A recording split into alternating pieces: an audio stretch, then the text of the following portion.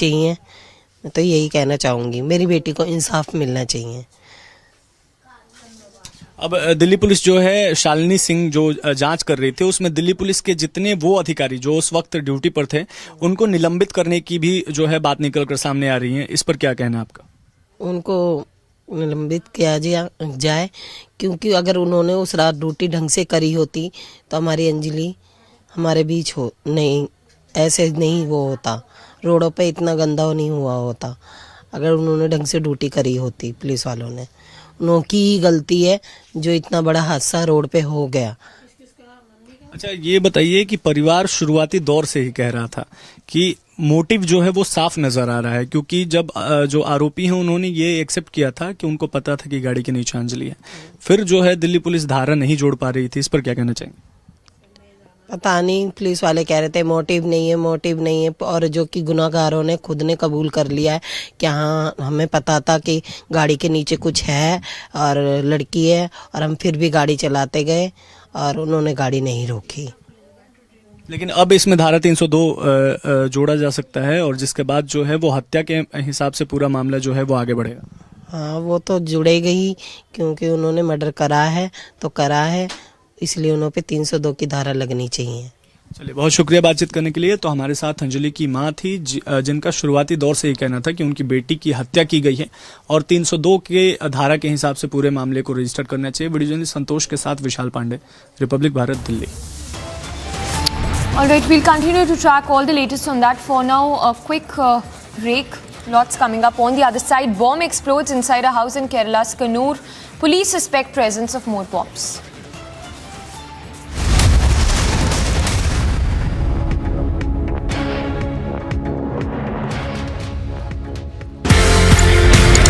एक आपने कॉन्सेप्ट दिया जी जनाब का।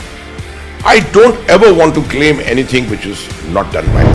I only cast my mind back to what General Patankar and General Nirvay Sharma had done. What I did was that I took the Ji Janab. Ji Janab was not about saying Ji Janab to everyone. It was just a symbol, a name given to an operation to say, understand the Kashmiri environment, understand the culture, understand the sensitivities.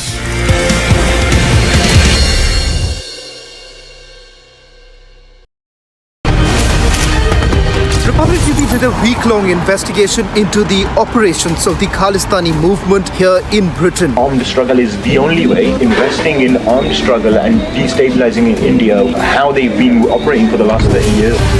Was in content 100 guys. 100 ISIS guys. 100 ISIS guys. Even I don't remember.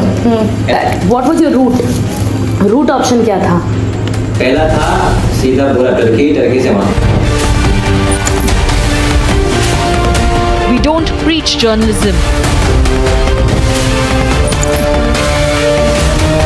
We practice it.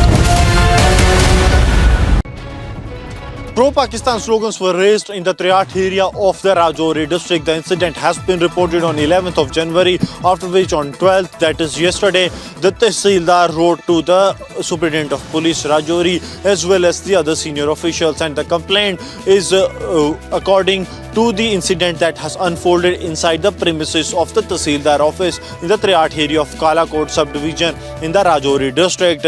Now, a notice has also been served to the accused, who has been identified as Muzaffar Hussain and who is a National Conference leader.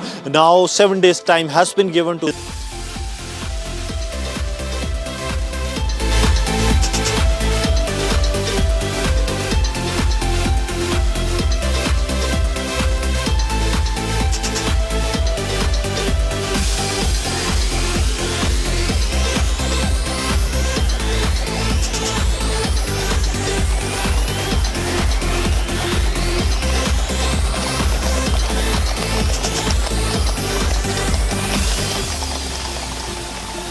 In the global employability rankings by Times Higher Education UK, only the following 6 institutions from India are ranked amongst the top 230 in the world for having the most employable graduates.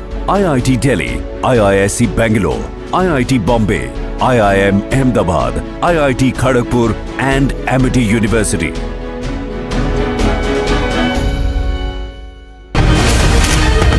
Republic TV did a week-long investigation into the operations of the Khalistani movement here in Britain. Armed struggle is the only way. Investing in armed struggle and destabilizing India, how they've been operating for the last 30 years. Was in contact with 100 guys. 100 ISIS guys. 100 ISIS guys. Even I don't remember. What was your route? Route option क्या था? पहला था सीधा पूरा Turkey से वहाँ. We don't preach journalism. We practice it. Pro-Pakistan slogans were raised in the Triat area of the Rajouri district. The incident has been reported on 11th of January, after which on 12th, that is yesterday, the Tehsildar wrote to the Superintendent of Police Rajouri as well as the other senior officials, and the complaint is according to the incident that has unfolded inside the premises of the Tehsildar office in the Triat area of Kalakot subdivision in the Rajouri district. Now, a notice has also been served to the accused, who has been identified as Muzaffar Hussain and who is a National Conference leader. Now 7 days time has been given to him to put his side, otherwise legal action will be initiated. While on the other hand, the accused is saying that he has not done anything such. The Tehsildar says that when he started recording the video, the protesters, those who were raising pro-Pakistan slogans, escaped from the spot, and now the investigation part will be done by the police. With Sarjeevan Kumar, Gursimran Singh for Republic Media Network. Making it clear that what has happened in the last 12 days, and as we are reporting on the ground, let me tell you, the situation is getting more than worse, because it is shifting now, and that is why the main focus of the government and the state authorities and the state government and the central government was to evacuate the people. Let me tell you, this is 723 family nearby almost, who has been already evacuated at this point in time. I'm reporting from the ground. Let me tell you that these all are the places which is one of the most affected area, and the people from there has been already evacuated. We have seen the shelter homes, we have seen the areas where these people has been taken. There are hotels which has been acquired.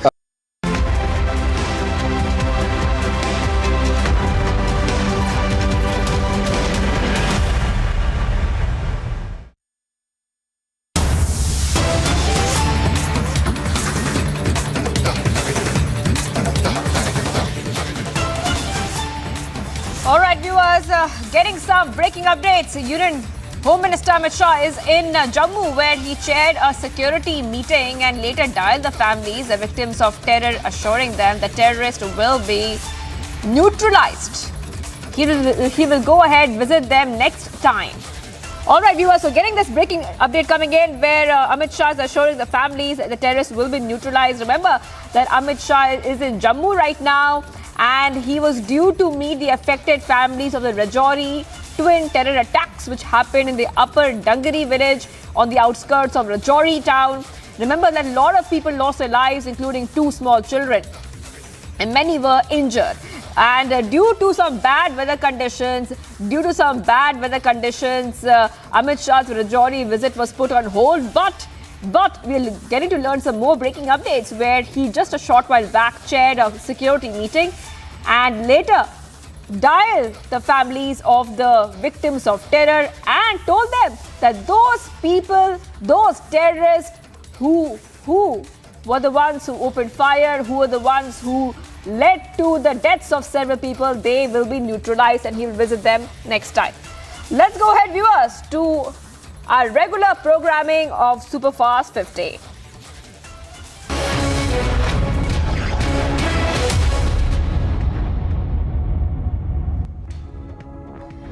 Viewers, Republic got inside access to Ram Mandir, where the construction work is underway and is in full swing. Remember, Ram Mandir will be inaugurated by January 1st, 2024.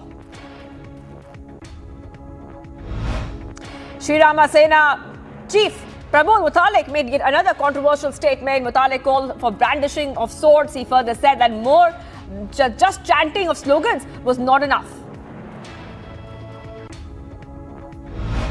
Situation in Punjab has become worrisome as emergency ambulances and employees have gone on strike since the last 72 hours, and 325 ambulances are not operational for the second day. The strike was called to protest against Punjab government. The employees have been demanding jobs in Punjab government and satisfactory remuneration for their services. Meanwhile, as medical services take a major hit in Punjab due to the protests against Bhagwant Mann government, BJP hits out at Punjab government saying that it has failed to work for its people.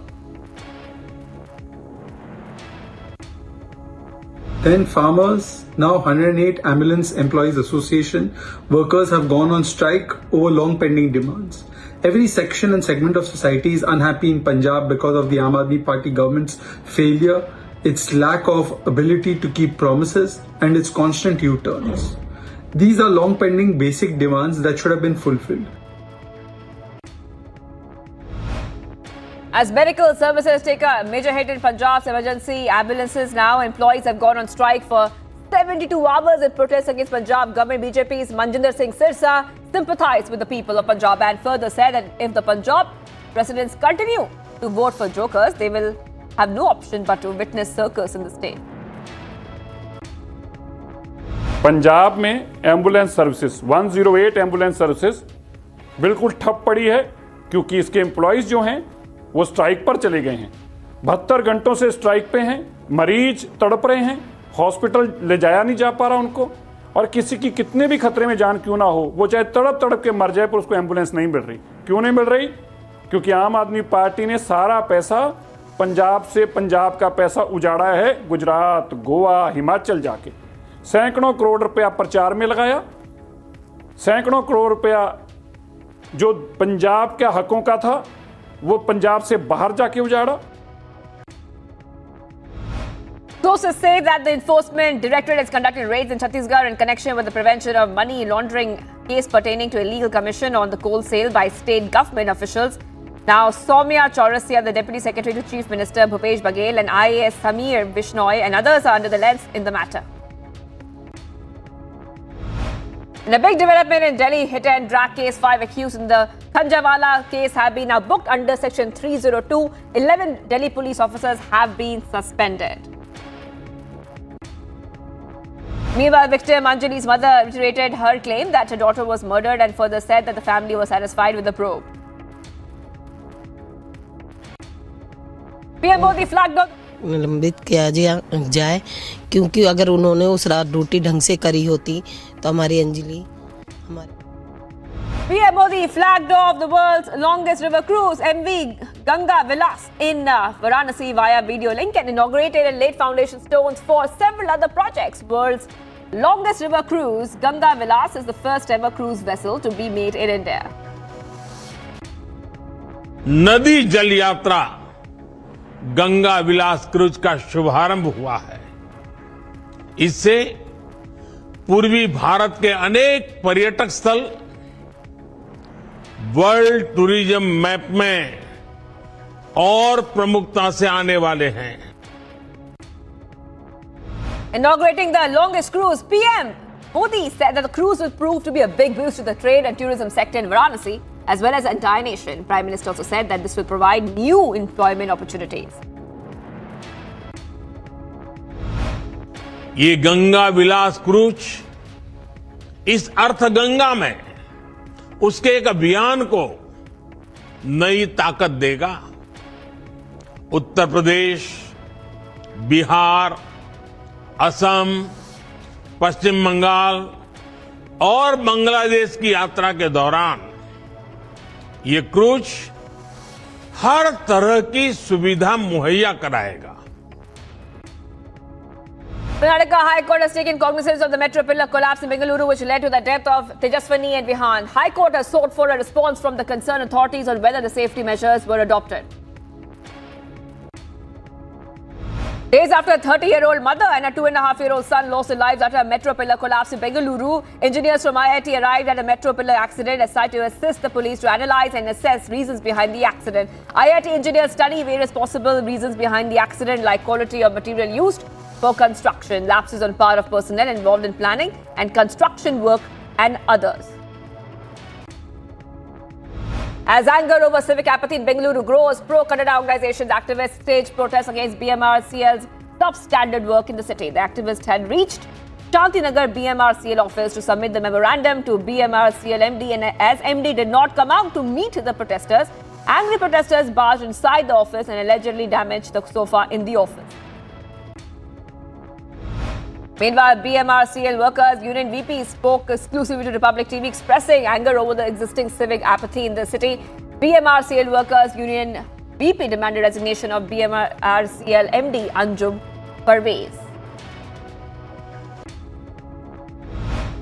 26-year-old Bajrang Dal worker Rajesh Pujari was found dead in a river called Netravati in Karnataka's Dakshina Kannada district. The body, along with the abandoned two-wheeler, was found near the old bridge. Post-mortem has been conducted and a case has been registered at the police station.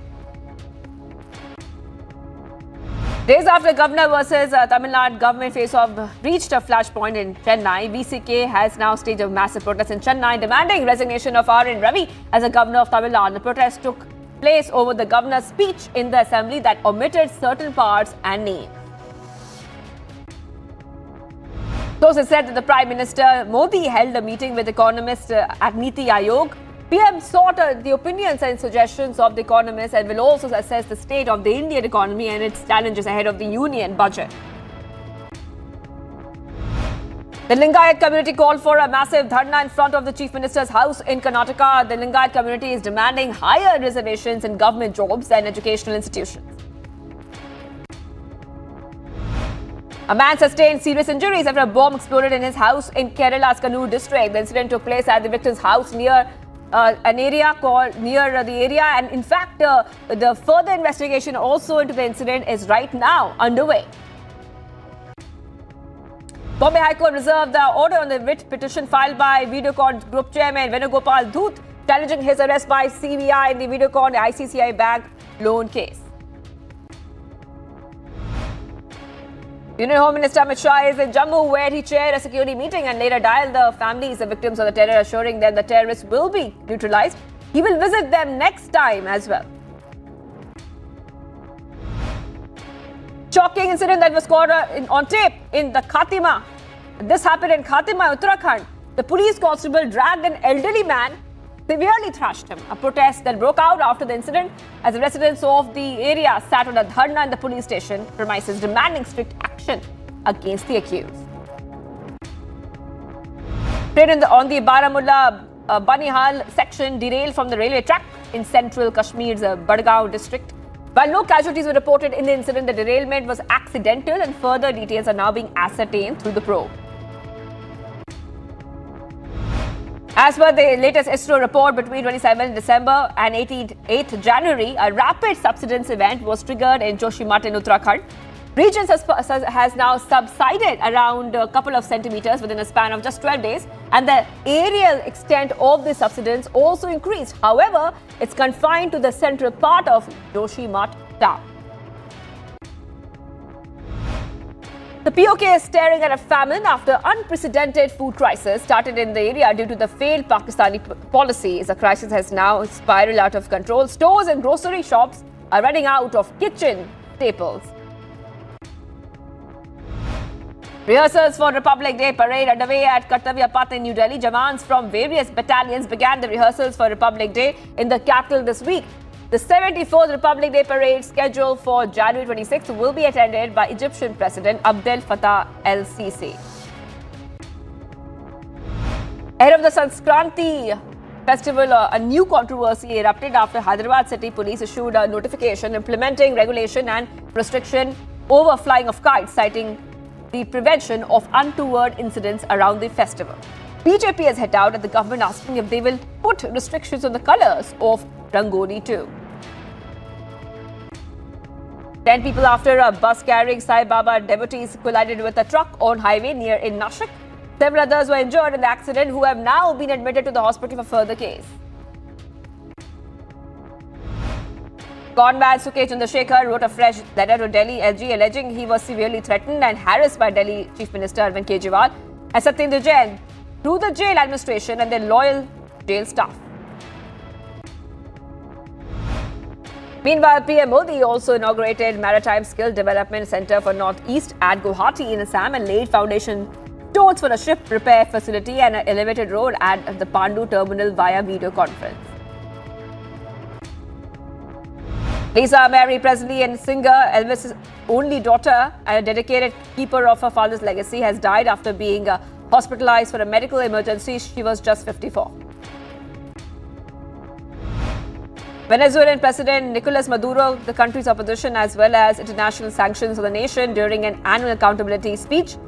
Maduro told lawmakers in the National Assembly that the biggest robbery that has been done in this land since Spanish conquest. A giant swirling storm system blowing across the south killed at least 6 people on Thursday in central Alabama. Authorities say that this spawned a tornado that shredded the walls of homes, toppled roofs, uprooted trees as well.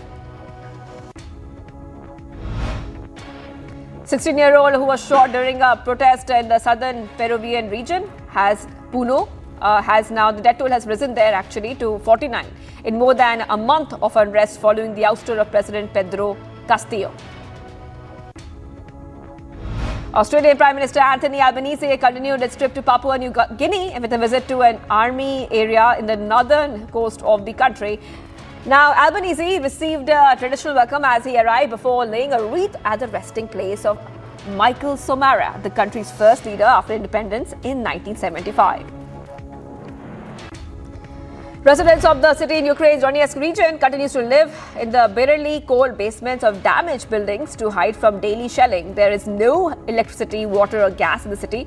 Some residents are even using stoves to stay warm.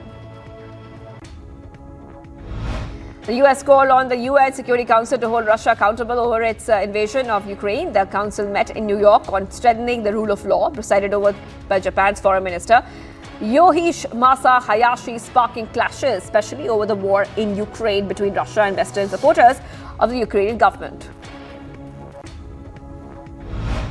Meanwhile, about 200 Ukrainian military personnel who were to be trained in Spain were greeted by Spanish Defense Minister Margarita Robles at Madrid. Most of the personnel were in fact mobilized civilians with no previous military experience, expected to participate in a basic combat training module in the nearby city of Toledo. Mayor of Mexico City announced that 6,000 National Guard officers would be posted in the city's subway system after a series of accidents that officials suggest could be due to sabotage. Meanwhile, some of the technology at the control center appeared to be 1970s era analog equipment. Subway workers have alleged that they have complained for years of underfunding. Expressing concern over current developments in Afghanistan, the Organization of Islamic Cooperation has called on the Taliban to reconsider their decisions to ban women from working for NGOs. The organization said that the ban was against the actual teachings of Islam.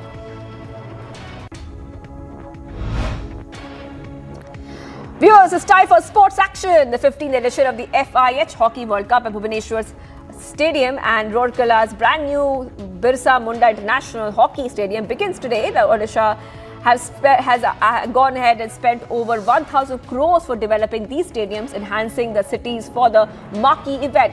16-team tournament will be played on the distinctive blue turf.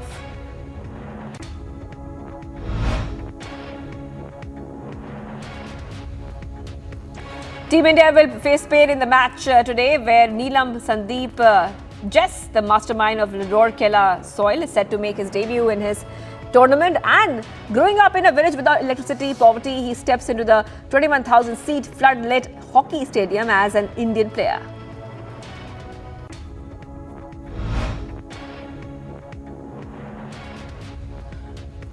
KL Rahul looked pleasant with the bat as his unbeaten knock of 64 runs off 103 balls led India to a 4-wicket win against Sri Lanka in the second ODI in Kolkata on Thursday. Rahul, who usually bats as an opener, has settled nicely into the role. In fact, he averages over 50 and has a strike rate of close to 100 while batting at number 4 or 5 for India.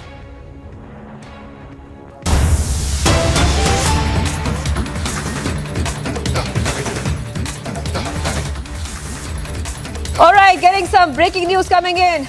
Breaking news coming in, viewers. Breaking news coming in, and this is coming in the P gate. some bizarre defense has come out from the accused in the Air India story where a man had urinated on an elderly woman. So we're getting some breaking news where he's saying, viewers, we'll put that out for you. There's a bizarre defense by the Seagate accused coming in. And he's saying the complainant, the elderly lady, basically urinated on herself.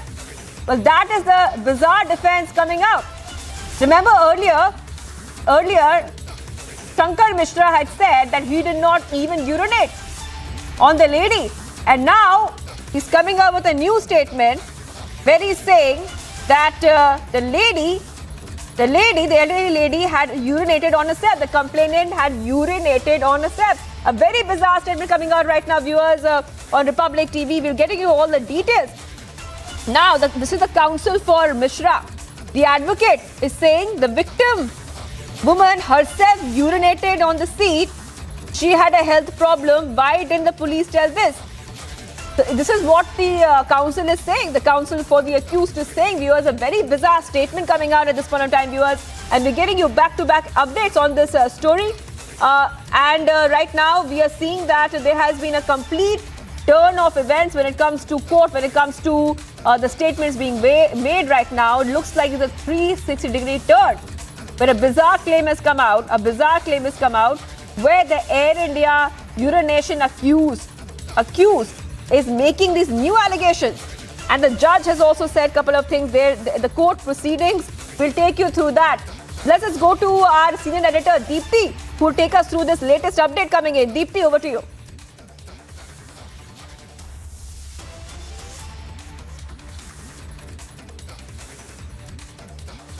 All right, we'll get across to Deepthi.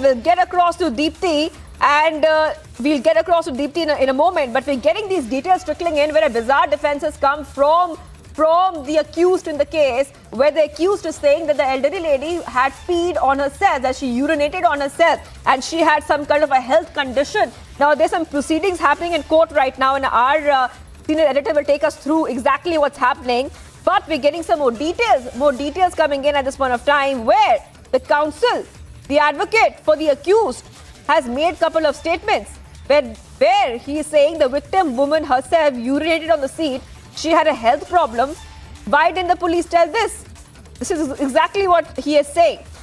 Also, couple of details coming out as well. We will take our viewers through exactly what the court proceedings are saying right now. But a bizarre defense is coming out at this point of time, viewers, on Republic TV. Remember, it was a big impact when Shankar Mishra, who had allegedly urinated on the female co-passenger, he was also terminated from his job.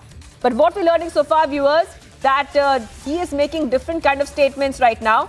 Where we are getting to learn is that whatever the complainant had said in that letter she had written to the chairman of Tata, she had said that she wanted that the accused Shankar Mishra should be arrested because of what he did. We had also had eyewitnesses speak to Republic TV, but the eyewitnesses themselves said that the accused was drunk. He was not in the right state. He had consumed alcohol, and that he had done that deed of urinating on the elderly lady. But now it looks like that the defense for the accused is making different kind of statements, which is completely different. In fact, it looks like the accused is not taking any responsibility on himself. And we'll be soon joined by my senior editor, Deepthi, and our other colleagues as well, who will take us through exactly what's happening right now. But we're getting these back-to-back updates. In the bail application itself, viewers, we had come to know that the accused in his bail plea had already denied urinating on the 70-year-old woman co-passenger on that New York to New Delhi Air India flight. And after we broke that story about the bail application where he is saying that he did not even do it, another bizarre defense has come in. Where we are seeing that the accused is saying that the complainant peed on herself. So we're getting these updates coming in. After the eyewitnesses version of the event also, which is completely different from what exactly the defense is saying. The multiple versions coming out right now, viewers, but we'll take you through all the versions. We'll take you through all the versions as we keep getting you the top updates on the story. Now remember, there are court proceedings happening right now where we are getting some details coming. We're getting some details coming where the advocate for the accused has made a lot of statements, where he's saying that the victim woman had urinated on herself. Maybe I'll read out some statements right now while we wait for our other colleagues to join in. But he's saying here that the judge to Mishra's counsel is saying that you could have asked for anticipatory bail, counsel. But so the judge is saying you could have asked for anticipatory bail. Now the counsel is saying that means the advocate representing Mishra is saying the complainant said that the person in 8A seat urinated. My seat was 8B, and this was not even a case of arrest. And he's also adding the victim woman herself urinated on the seat. She had a health problem and whined in the police tell this. The woman was a Kathak dancer. All right, and Delhi police is also adding that we are only demanding 3-day police custody. So we are also getting to know the Delhi police is demanding 3-day police custody of Shankar Mishra. And the advocate is also adding that alcohol cannot remain in the body after 24 hours. You can take the blood sample in jail as well. So we're getting these details coming out, viewers, on Republic TV as we get you more details. This is the court proceedings we're talking about. It looks like that the accused in this case is turning around all the events and presenting a different picture right now in front of the judge. We'll be soon joined by my colleagues who will get us more on this story. But for now, viewers, getting this big breaking coming in. Remember, the eyewitnesses in the case as well had said very categorically that the eyewitnesses have said that they saw the incident happen in front of their eyes. They also saw how the cabin crew did not react when the elderly woman was in pain, when she wanted a change of clothes, she wanted a different seat as well, but the cabin crew did not react and she was denied a fresh seat after Shankar Mishra allegedly urinated on her. But right now, viewers, we're seeing these back-to-back updates. I repeat, we're seeing these back-to-back updates right now coming in on Republic TV, where it looks like what's happening in the court. What's happening in the court is completely different, a different picture being painted right now. Bizarre defense coming in at this point of time on Republic TV. We're getting you all the updates, and we will, of course, be soon joined by my colleagues who will get us more updates. But this is extremely, extremely bizarre. So first, after he traumatized an elderly lady, we are seeing that he's trying to turn around the entire story. And in fact, we'll get you more updates as we get them. But the big question that we had also asked on Republic TV, and we had raised this campaign, that if an incident like this happens, why do the accused go scot-free? And even after he was arrested, even after he was de-rostered, he was in fact he had left his job. He was asked to leave his job. So we are getting more details. In fact, I'm being joined right now by Advaita Kala, who's joining us on the phone line. Now, this is a very bizarre defense coming in right now, where he's saying that the woman peed on herself. I mean, this is absolutely absurd. It's absolutely bizarre. First, he says he did not pee on anybody. Now he's saying the woman did it on herself.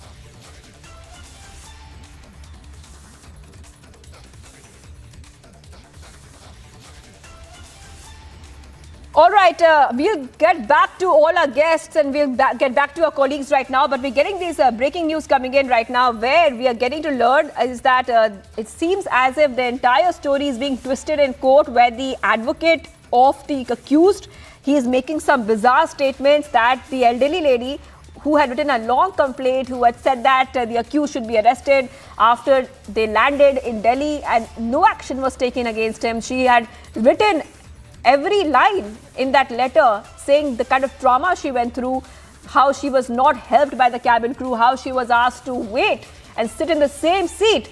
But now I'm going back to Samiksha, joining us from In fact, Tanisha is joining us right now. Tanisha, I'm going to you right now. Tanisha, just take our viewers through this bizarre defense coming in by the P-Gate accused.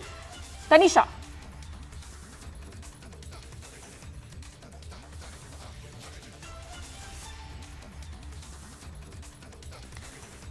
All right, Swapnil Kothari is joining us. Swapnil Kothari is joining us on the phone line. Thank you so much for joining us over here. Now, this is a bizarre defense coming in. Our viewers, in fact, I was telling our viewers what's happening in court right now. If you could help our viewers understand that how is this advocate turning around the entire case, and now bizarre defense has come out in court.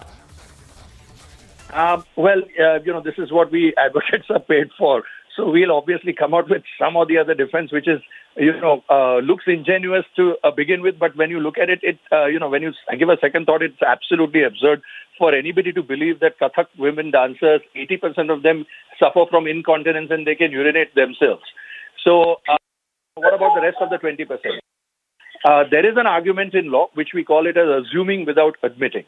So, we don't say that God exists, therefore, blah, blah, blah. We say if God exists. So, assuming without admitting that God exists, so and so, we then continue with our argument. So, assuming without admitting for even a moment that whatever that man is saying is true, that these women suffer from incontinence, 80% of them suffer, right? But what makes you say, how can you prove that she is one of those 80% of the women?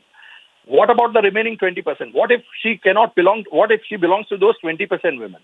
So there his argument falls apart because you cannot infer in your favor. The law does not, in criminal law or even in civil law, allow you to infer, more so in criminal law, because you have to prove the alternative to that, because it is your defense. So whatever your defense is, you have to prove that, this is the defense that I have and this is what this woman suffers from. So the burden of proof now shifts on you because you are alleging something. Now, obviously, because if there are 20% women who do not urinate, even if they suffer from or even if they are rather Kathak dancers, to be more precise, then that woman belongs to that 20%. That will be my counter argument as the prosecution. But what is more important in this is that apart from these specious, nonsensical arguments, most importantly, in a case of a trial like this, you will need an eyewitness account. So whether it's the air crew, whether it's somebody else who was there on that particular flight, unless and until you have an eyewitness account, when it goes to trial, I'm not talking about bail applications and all that. When it goes to trial, at that time you will need a bail application. Today or tomorrow, he'll definitely get it. There is no question about that, for the simple reason that people who are accused of even murder and rape do get bails maybe after 1 month, 2 months, 6 months, a year or so. But I don't see that long a period for this man. What I'm trying to say is that when it goes to a trial, you will need an eyewitness account.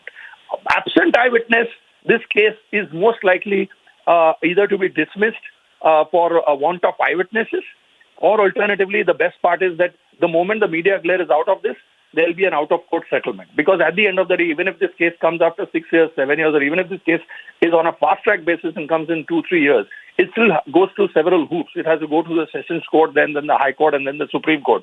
So by that time, I think this old lady would have fatigued herself, in the sense she would about 78, regardless of even her willpower to pursue it. But, whether her body, health, anything, God willing, it help her to do that. But the point is that this case, most likely when it's out of the media glare, will eventually go to an out-of-court settlement, or alternatively, if it goes to a trial, absent an eyewitness account, it is very difficult to prove that man urinated, because then the burden of proof lies on me. And if I don't have an eyewitness account, and not even a single crew member comes up and says, because the crew members at the end of the day will say, why do I want to get into this trouble at all? The moment I come as a crew member and say, I saw this man urinating on this woman, then the immediate question will be, so you saw and you didn't do anything to push him away. What kind of a business class stewardess are you? So why do I want to get into that trouble? Why do I want to jeopardize my own employment? So all of these things will come into play before anybody ventures to be an eyewitness, because the moment you are an eyewitness, you are subject to cross-examination. And cross-examination can be extremely grilling. Right. Yeah. Right. Absolutely. Swapnil Kothari, thank you for joining us here. I'm also being joined by Rami Desai, author, who's joining us right now. Now, we're seeing this bizarre statement come out, and right now, the big question is that even after so many people, eyewitnesses said that they saw this entire incident transpire, it looks like Shankar Mishra wants no responsibility. He's trying to turn the entire events on its head. Well, absolutely. I hope you can hear me. But absolutely, not only is he trying to turn the entire situation on its head, but he's also sort of victim shaming, which I think is a bit shameful. He just about got some public sympathy because he'd lost his job and people were saying, well, he's got his due. It seems like he's going to change the public sentiment against him once again, by doing this. Obviously, he's doing it for personal reasons and, this is what his lawyers might have advised him. But, I heard a little bit of what my colleague, Mr. Kothari, was saying, that, having an eyewitness would be important. But, I don't understand. It's not about the steward. There as well. Passengers have written letters as well saying that, this is something that happened. And I don't think that the victim is looking for a settlement of any sort. What I believe I've heard is that they returned what little, settlement this fellow had offered in the first place. So I think what they're really looking for is, for this to be made an example as it should be. I don't think, Mr. Sharma should be let go this easily, and I certainly don't think he should be let go after, publicly humiliating a woman like this. That also a 70-year-old woman. For what reason? I think he would have come across looking much better, saying, look, I apologize and I'm take what comes with it, instead of instead of just really portraying himself to be somebody without a conscience and somebody who's unwilling to take any responsibility.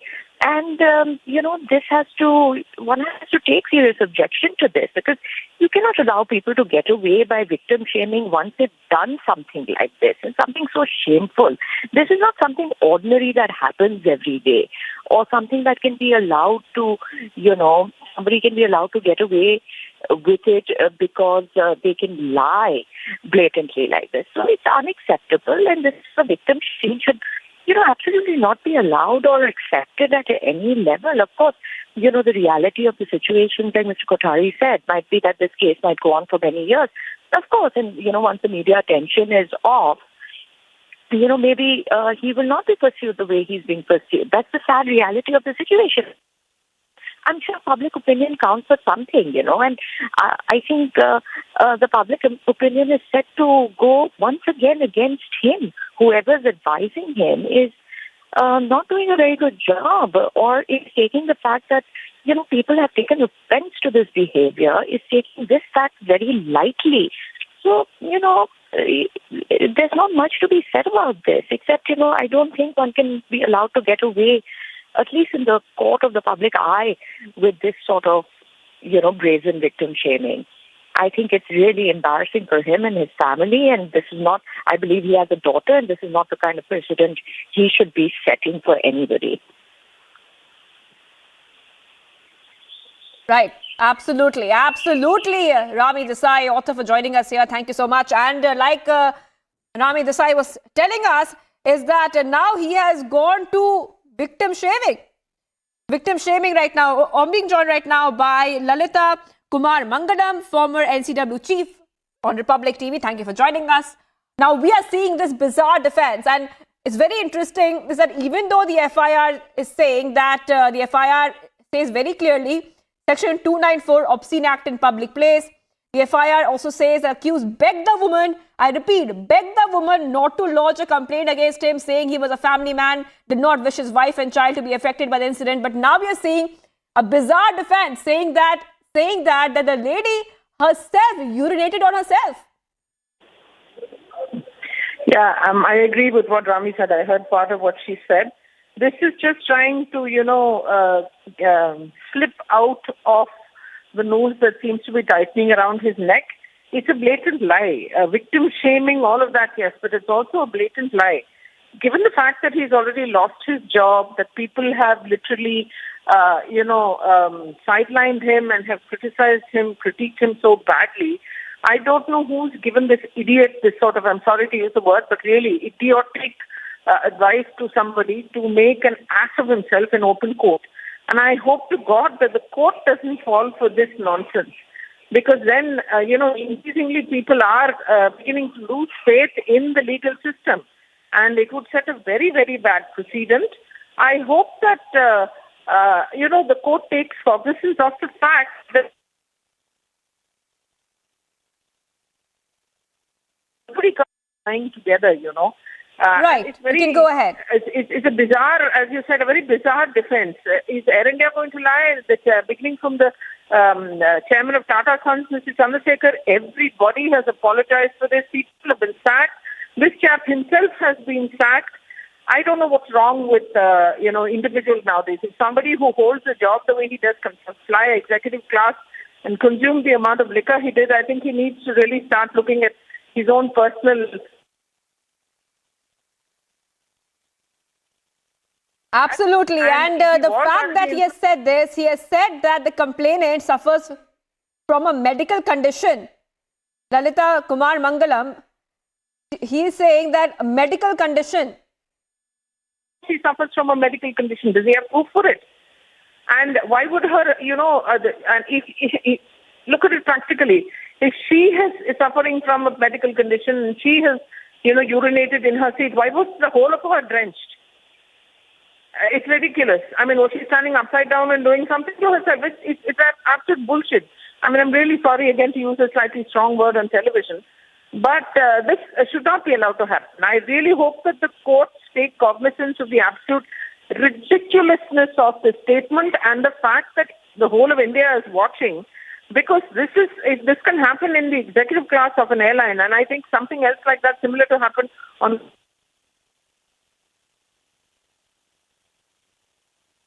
Absolutely. Absolutely.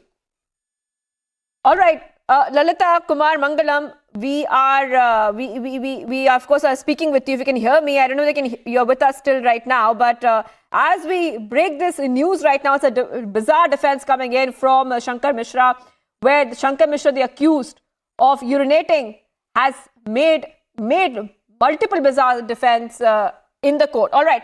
Madhurima is joining us live too. Madhurima, I'm coming to you right now. Madhurima, now we know what transpired in court. Just take our viewers through exactly what we're learning right now. Any new update coming in now?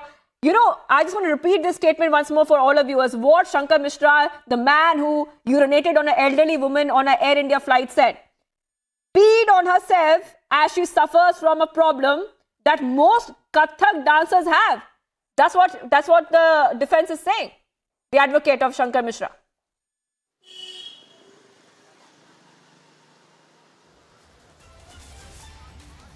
Well, Shivangi, if we talk about this entire incident, now, of course, as we just heard our guest speaking to us right now, that there's a lot on the bid for Mr. Mishra here, because he's already lost a job. He was a VP in a big MNC over there in Bangalore. And yes, of course, his stature, his economic stature was also quite stable. And all that has been compromised because of this case, which is why we are hearing such argument in front of the court, Shivangi. Now, what here needs to be highlighted is that though every Indian citizen has the right to keep their view in front of the court, but a lot of facts do not add up.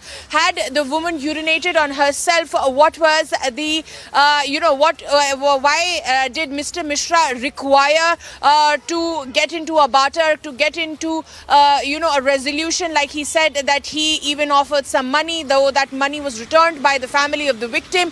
So all that course just to shadow what if the woman had urinated, allegedly had urinated, as it is being claimed by the Shankar's counsel over there at the court, that if she was the problem, why did Shankar beg for mercy? As it has been said in the court, as it has been previously said in the court, the victim's lawyer, even when she spoke to us, I beg your pardon, Mr. Mishra's lawyer, when she spoke to us, one of my colleagues earlier as well, she also highlighted that there's a lot to be highlighted. We cannot see it in black and white, but when we asked about as to did he do it or not, there was nothing but our questions were met with complete silence. So Shivangi, will have to wait and watch, because the court will of course hear the both sides. That's how the courts work, and of course without any bias, but we'll have to see as to how will the court really react to these statements, because medical proof would be be imperative in this connection, and of course the court will be seeking that. And though the statement of the victim has already been taken, she has been in the shy and not been even speaking to the media, but she has made it very self the entire ordeal in the detailed complaint that was written to the Tata company CEO. We even got a reply from there as well. They said that the swift action should have been taken by the Air India staff, and that they express, they express their dismay as to how the entire course of action was taken. Shivangi, will have to wait and watch as to what does the court says and how the things turn out. Back to you. Oh, all right, Madhurima, thank you so much. Madhurima is getting us all the updates right now. And viewers, you can see the accused, Mishra, on the right side of your screen. He is the one who's blaming the victim right now, participating in victim shaming right now, even saying that the elderly lady, she had a health condition, and most Kathak dancers have this kind of condition. So we are seeing these details come out. Now, this is what happened in court. This is what happened in court right now, viewers. Now, the counsel for Mishra has said this, and I'll just read it out once more for all our viewers who are watching right now. The victim woman herself urinated on the seat. She had a health problem. Why didn't the police tell this? The woman was a Kathak dancer. So we're getting these details back to back right now, viewers, on Republic TV, where it looks like Shankar Mishra, who is accused of urinating on an elderly woman passenger in a flight on November 26, 2022, was arrested, remember, in Bengaluru by a joint team. After that, he was let go from his high-profile job as well because of this case. And right now, we are seeing that after he was traumatized, he traumatized that elderly lady. He traumatized her. The elderly lady wrote a long complaint. After that, some action was taken. An FIR was formed and filed against him. But right now, viewers, we're seeing that in that FIR, let's just talk about the FIR right now. So the FIR has a couple of sections as well.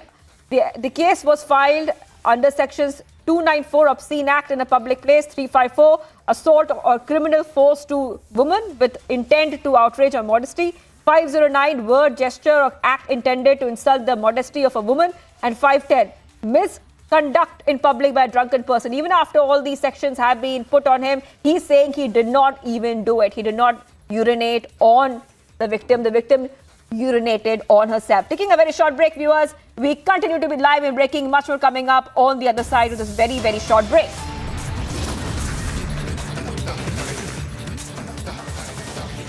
Union Home Minister Amit Shah is in Jammu, likely to meet victims of terror in Rajouri. And big development in Anjali death case. Now Delhi police likely to add murder charges to the Delhi hit and run case. Stay tuned.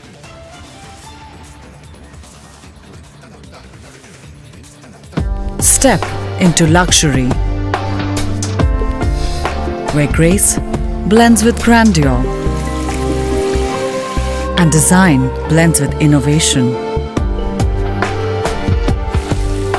As your stress is washed away and you're transported in the lap of luxury. Cure European bath lounges. Let time wait. Republic TV did a week-long investigation into the operations of the Khalistani movement here in Britain. Armed struggle is the only way. Investing in armed struggle and destabilizing India, how they've been operating for the last 30 years. Was in contact with 100 guys. 100 ISIS guys. 100 ISIS guys. Even I don't remember. What was your route? Route option क्या था? पहला था सीधा पूरा Turkey से वहाँ. We don't preach journalism. We practice it. Pro-Pakistan slogans were raised in the Triat area of the Rajouri district. The incident has been reported on 11th of January, after which on 12th, that is yesterday, the Tehsildar wrote to the Superintendent of Police Rajouri as well as the other senior officials, and the complaint is according to the incident that has unfolded inside the premises of the Tehsildar office in the Triat area of Kalakot subdivision in the Rajouri district. Now, a notice has also been served to the accused. who has been identified as Muzaffar Hussain and who is a National Conference leader. Now 7 days time has been given to him to put his side, otherwise legal action will be initiated. While on the other hand, the accused is saying that he has not done anything such. The Tahsildar says that when he started recording the video, the protesters, those who were raising pro-Pakistan slogans, escaped from the spot, and now the investigation part will be done by the police. With Sarjeevan Kumar, Gursimran Singh for Republic Media Network. Making it clear that what has happened in the last 12 days. And as we are reporting on the ground, let me tell you the situation is getting more than worse because it is shifting now. And that is why the main focus of the government and the state authorities and the state government and the central government was to evacuate the people.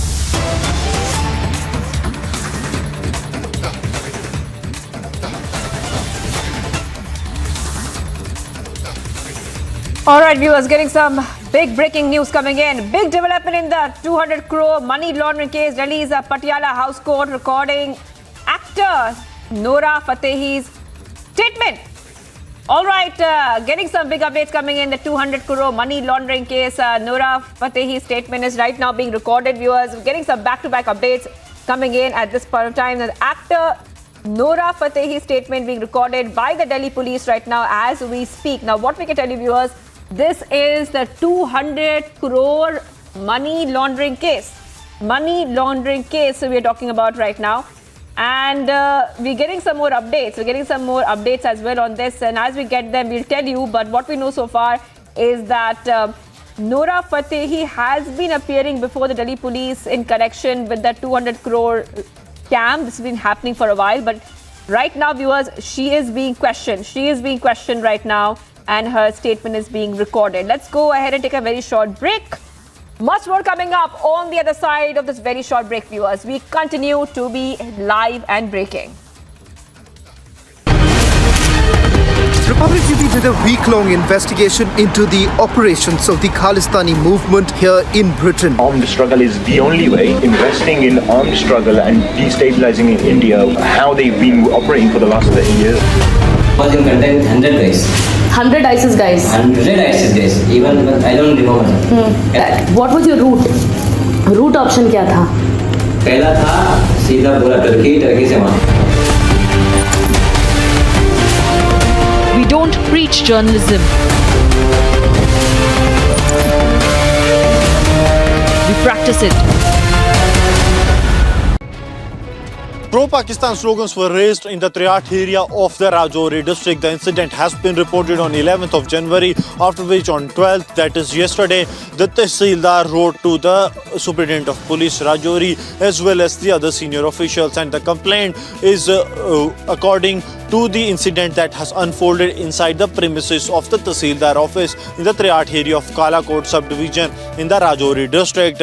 Now, a notice has also been served to the accused, who has been identified as Muzaffar Hussain and who is a National Conference leader. Now 7 days time has been given to him to put his side, otherwise legal action will be initiated. While on the other hand, the accused is saying that he has not done anything such. The Tahsildar says that when he started recording the video, the protesters, those who were raising pro-Pakistan slogans, escaped from the spot, and now the investigation part will be done by the police. With Sarjeevan Kumar, Gursimran Singh for Republic Media Network. Making it clear that what has happened in the last 12 days.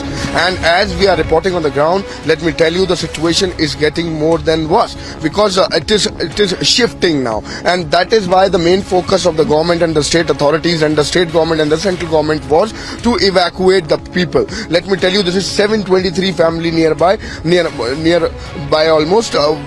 Who has been already evacuated at this point in time. I'm reporting from the ground. Let me tell you that these all are the places which is one of the most affected area, and the people from there has been already evacuated. We have seen the shelter homes, we have seen the areas where these people has been taken. There are hotels which has been acquired by the state government and the state authorities so that these people can be relocated over there. If we talk about the dismantling of that particular hotel, which is obviously also shifting, there are 2 hotels. One is Mount View and another hotel. Then that also has been already started yesterday, and the people has been already evacuated. The area is getting empty because ISRO has now made it clear that what exactly the situation on the ground is. And let me also tell you, if we talk about the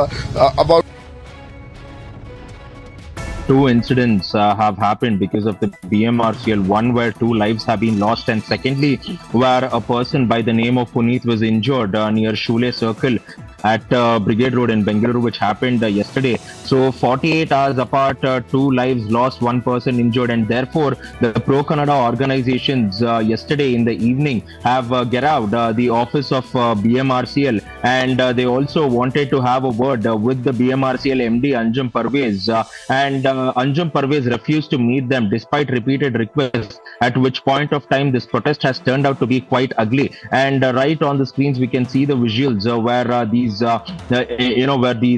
workers, the pro-Kannada organizations have gone on to allegedly vandalize furniture there. But sometime later the BMRCL MD also came on and tried to have a word with them. But now the pro-Kannada organizations as well as the people are demanding accountability for this entire issue.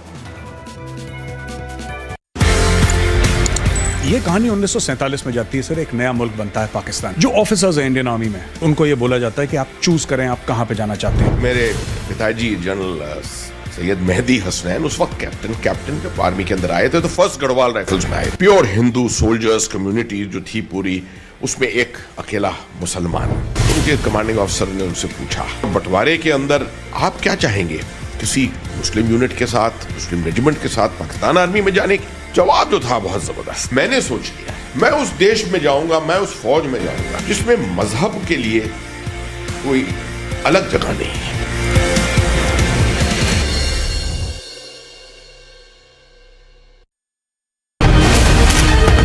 Republic TV did a week-long investigation into the operations of the Khalistani movement here in Britain. Armed struggle is the only way. Investing in armed struggle and destabilizing in India, how they've been operating for the last 30 years. Was in contact with 100 guys. 100 ISIS guys. 100 ISIS guys. Even I don't remember. What was your route? Route option क्या था?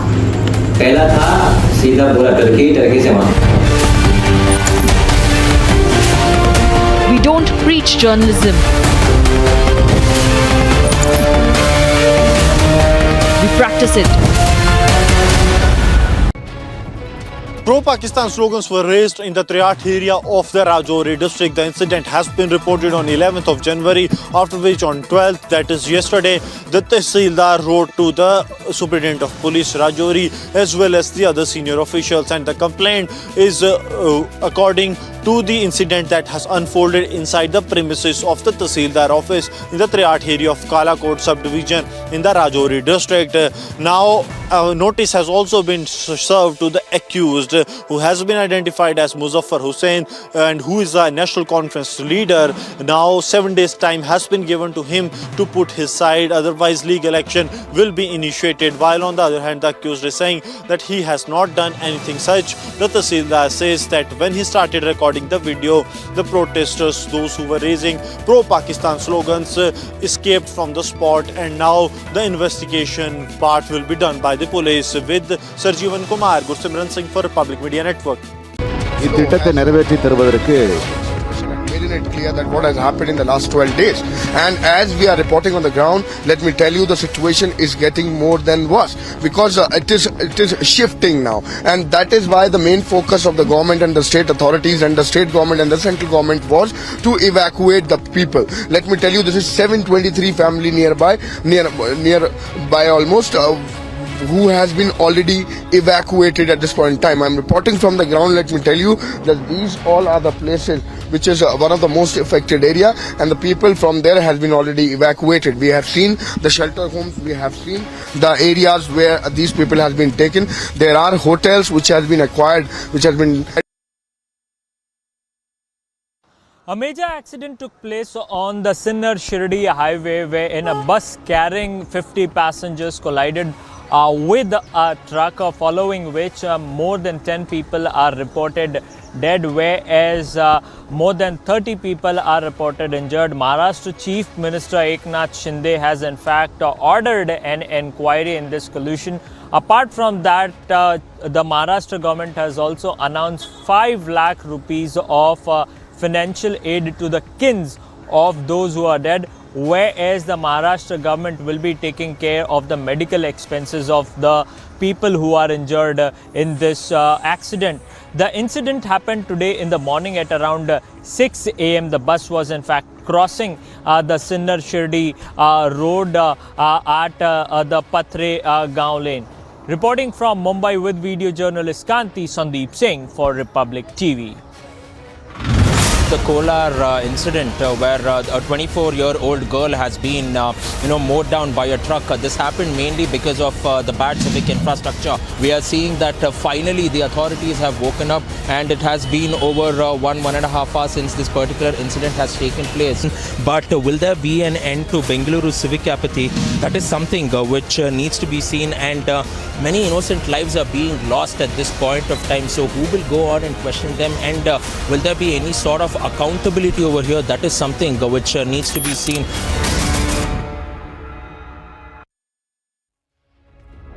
Step into luxury, where grace blends with grandeur and design blends with innovation. As your stress is washed away and you're transported in the lap of luxury. Cure European bath lounges. Let time wait.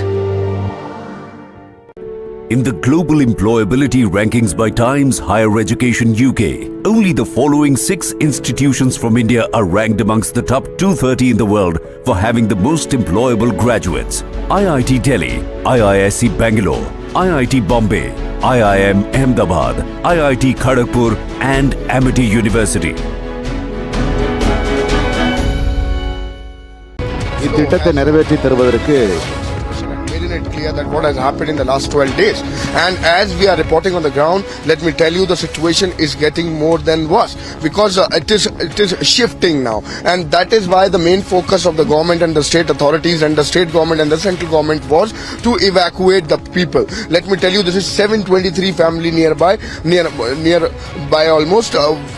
Who has been already evacuated at this point in time. I'm reporting from the ground. Let me tell you that these all are the places which is one of the most affected area, and the people from there has been already evacuated. We have seen the shelter homes, we have seen the areas where these people have been taken. There are hotels which has been acquired by the state government and the state authorities so that these people can be relocated over there. If we talk about the dismantling of that particular hotel, which is obviously also shifting, there are 2 hotels. One is Mount View and another hotel. Then that also has been already started yesterday, and the people has been already evacuated. The area is getting empty because ISRO has now made it clear that what exactly the situation on the ground is. And let me also tell you,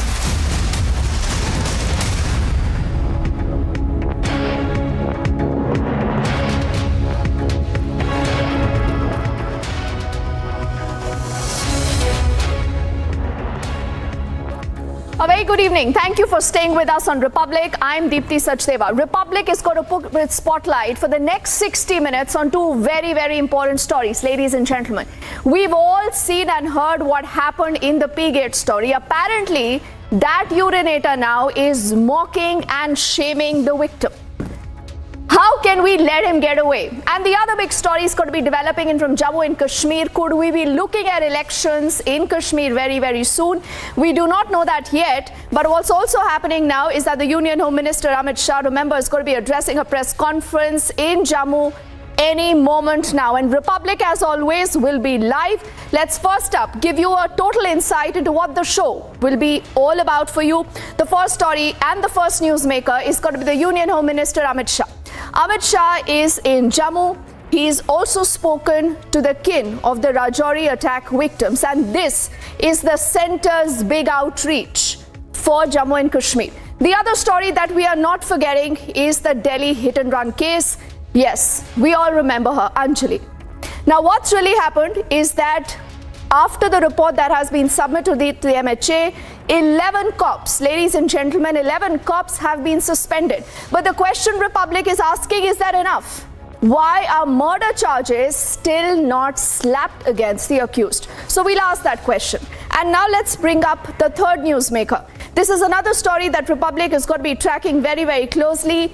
This is the urinator.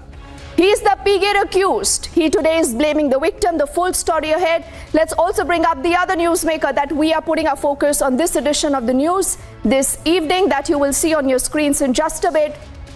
Everything that's happening in Joshimath is concerning, it's worrying. The ISRO is saying Joshimath is sinking.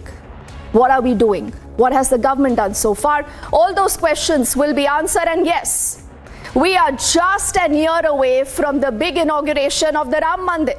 But it's only on Republic that you can sit back and watch the first images that have come in today from the entire Ram Mandir Parisar, and that will also be an important highlight that you will see all through the day here on Republic. But first up, our top stories on 4.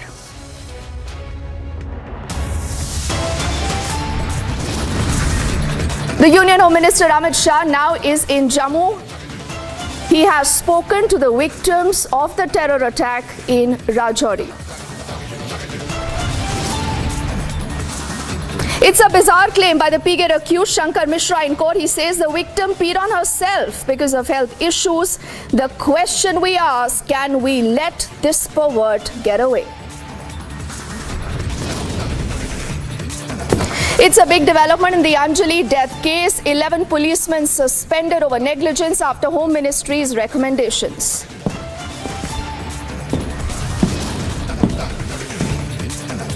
Also, the ISRO releasing these satellite images on the Joshimath crisis gives evidence of about 5.4 centimeters of land subsiding in just the last 12 days.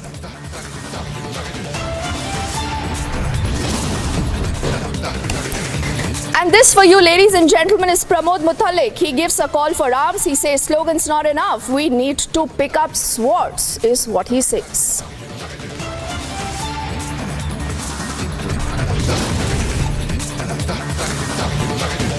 And ahead of the big 2024 opening, Republic gets you the inside access to the Ram Mandir in Ayodhya.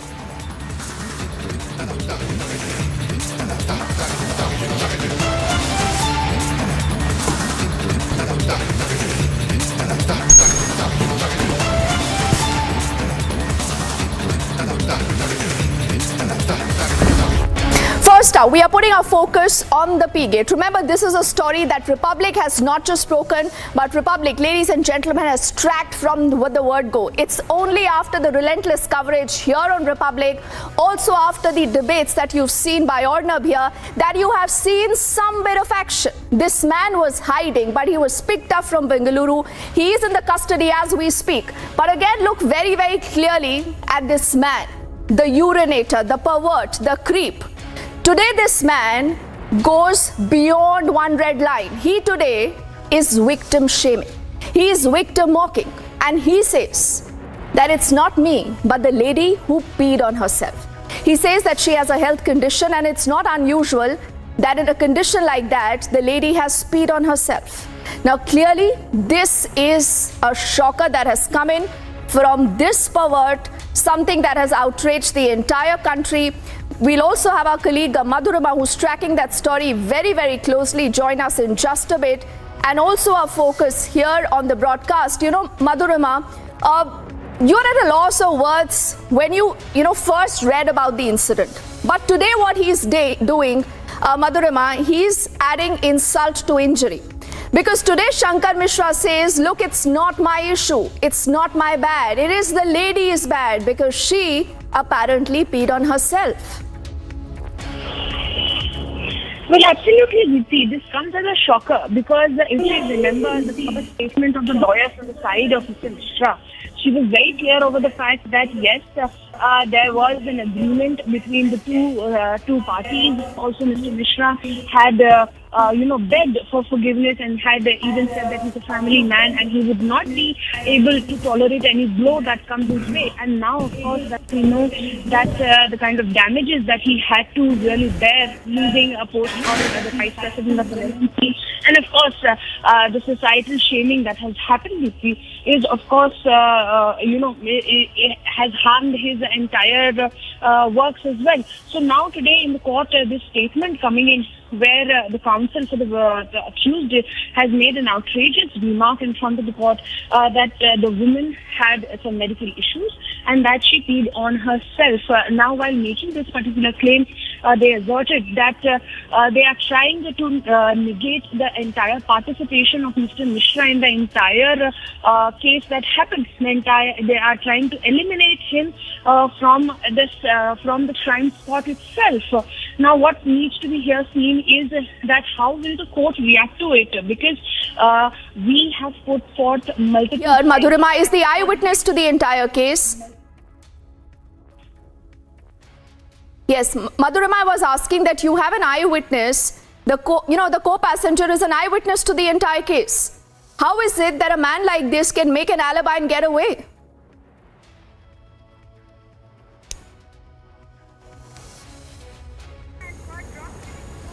Okay, I think we've just lost that phone line now with our colleague Madhurima. But let's quickly recap what has happened on the story so far. And you're seeing these very, very bold graphics on your screens because the story is an absolute shocker. He is the same man who urinates, and not just urinates, ladies and gentlemen, he also flashes upon a co-passenger. That co-passenger appears to be a senior citizen. All this happening on an Air India flight. We have all the evidence, Madhurima, of the complainant writing the letter, Air India wanting to broker peace, this man, going scot-free until Republic picked up the story in such a huge way. You also have the eyewitness who happens to be Madhurima, co-passenger, who's spoken to us on Republic. How at all does this man believe that he can lie and get away? Remember, Deepti, that at the time when the victim's lawyer spoke to us for the first time, she said that there is a lot of grey in between. And that particular time also, she was trying to advocate for Mishra that things are not like they seem. That there's a lot more to be put forth in front of the people. And she was, she was instead bashing the media that they are trying to hamper the image of Mishra. But now the reality is that we have, like you were rightly pointing out, that we have an eyewitness who has unraveled the entire ordeal of the victim over there. And victim, in an elaborated letter to the Tata CEO, had also narrated the entire incident and how she was left without any assistance there, and that she was embarrassed the entire flight. And even the Tata CEO has, in a detailed reply, said that yes, the action should have been taken, and that he expressed his displeasure as well about the way the entire case was dealt with. So when CEO of such a big company is agreeing to that something really bad happened on that plane, then we have the eyewitness. Here, it appears like that he's trying to play hardball and trying to evict himself of all the charges in the first place. Now we'll have to wait and watch if he gets the police custody or not. Because if the police custody comes, if the police is awarded the custody, the case is going to go in the further direction.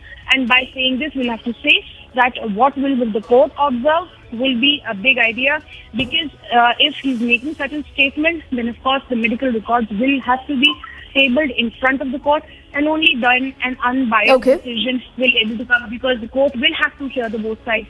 And this, however, is an outrageous remark, because everybody from the Tatas to the Air India crew and to the victim herself has explained it in detail, deeply, as to what happened, and if there was no incident at all, why even succumb to a situation of barter that the lawyer says. That they were reached to an agreement. There was money that was given to the victim, though that was returned as well. So all that happened. Why go to so much trouble if you are not wrong? Why don't you stand on strong ground, deeply? So we'll have to wait and watch as to how court reacts. Absolutely. Madhurima, it's a classic case of a cover-up, not just by Air India, but now also this man the urinator. But why at all? I think we should put our focus on that. And the key question we keep asking, can we allow to get away by making that alibi? For the moment, Madhurima, thank you.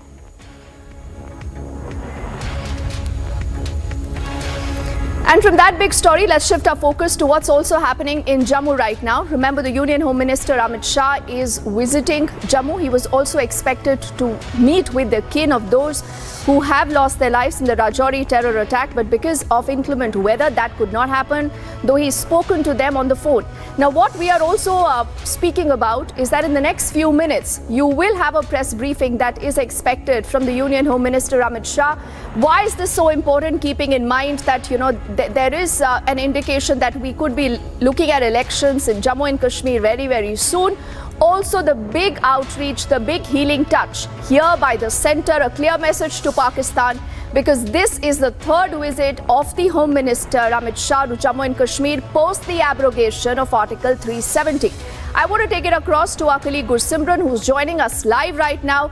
Gursimran, where about you at this point in time? And how much more time till we hear from the Union Home Minister Amit Shah? And Gursimran, before he even begins his press conference, tell us why is this so important?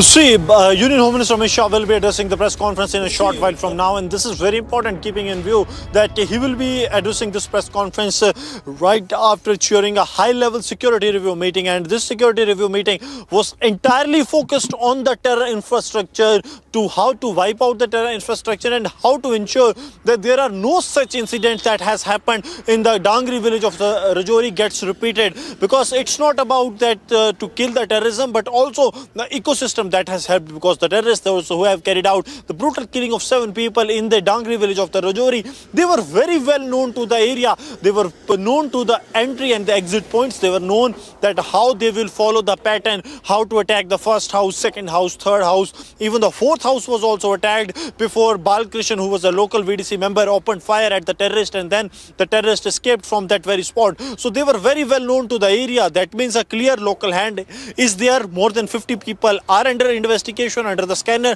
of the Jammu and Kashmir police and the investigation agencies.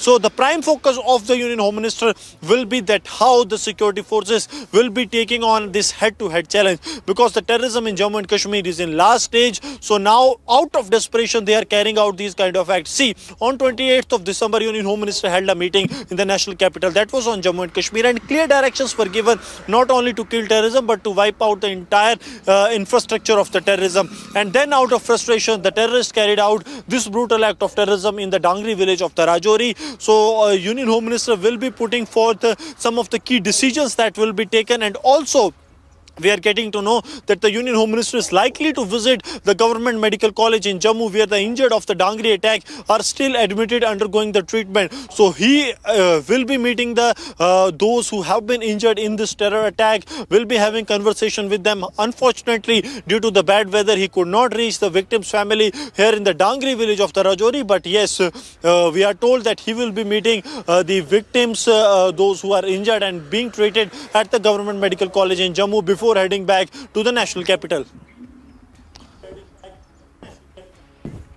Absolutely. You know, Gursimran, why don't you stay with us? Let's also get in our colleague Abhishek, who's also tracking that story, and he also joins us live right now, even as you're looking at these images of just a little while earlier, where the Union Home Minister chaired an important security meeting. You know, Abhishek, if you can hear me, yes, I can also see you now. Abhishek, tell me something, keeping in mind, you know, how Centre has begun its outreach towards Jammu and Kashmir, particularly since the abrogation of Article 370. There have been a number of measures that have been taken. The key question also on everyone's mind, Abhishek, is will we be looking at elections in Jammu and Kashmir soon?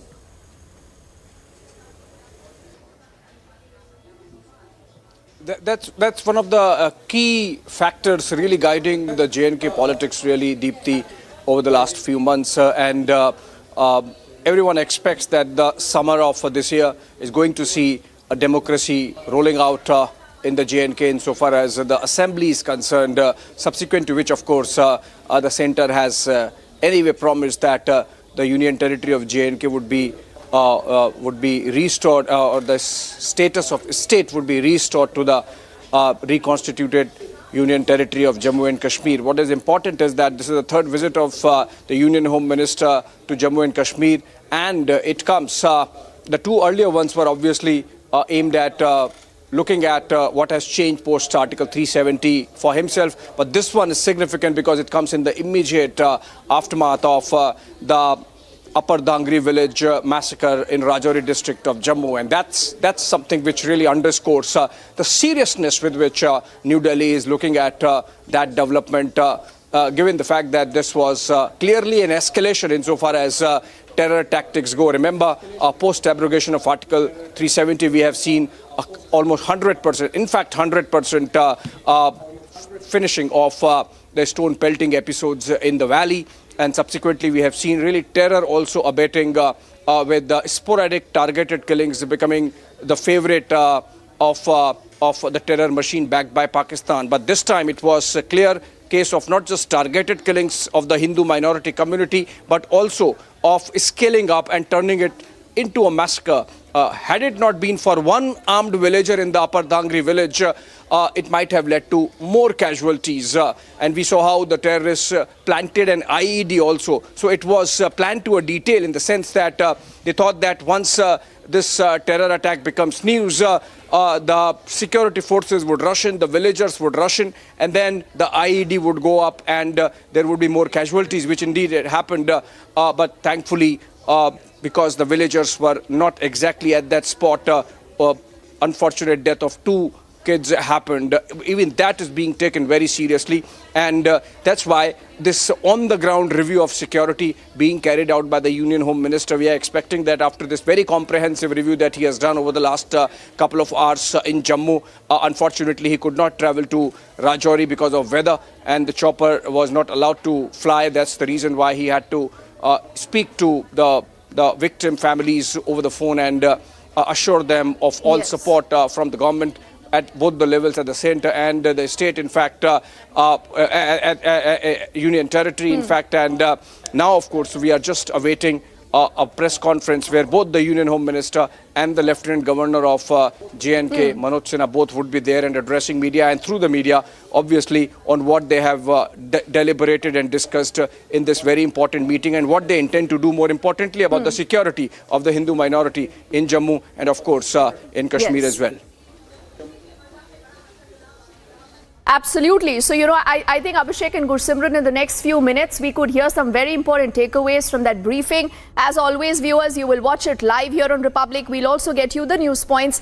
But before that happens, let's also quickly bring to you the voices that matter today. These are locals of Rajouri, people who've lost their loved ones to these mindless terror attacks. The Union Home Minister Amit Shah has spoken to them. Gursimran was with them earlier, and he's bringing us these ground reports. Home Minister Amit Shah spoke to the family a minute while. आपके sir मुझे ये बताइए कि जब बात हुई क्या बताया अमित शाह जी? सर उन्होंने ये आश्वासन दिया कि वो यहाँ पर आएंगे और जो हमने उनको मांगे रखी हैं वो करेंगे। जहाँ तक में क्या-क्या मांगे रखी गई आपकी तरफ से? सर हमने अपनी तरफ से जो बच्चे हैं उनकी पढ़ाई का और जो उनको लगी है उसका जो खर्चा पानी है उन्होंने बोला कि हम करेंगे। तो उन्होंने कहा कि वो यहाँ पे आएंगे? जी हाँ, उन्होंने बोला कि जैसे ही मेरे को मतलब नेक्स्ट टाइम जब भी टाइम लगेगा तब वो आएंगे यहाँ।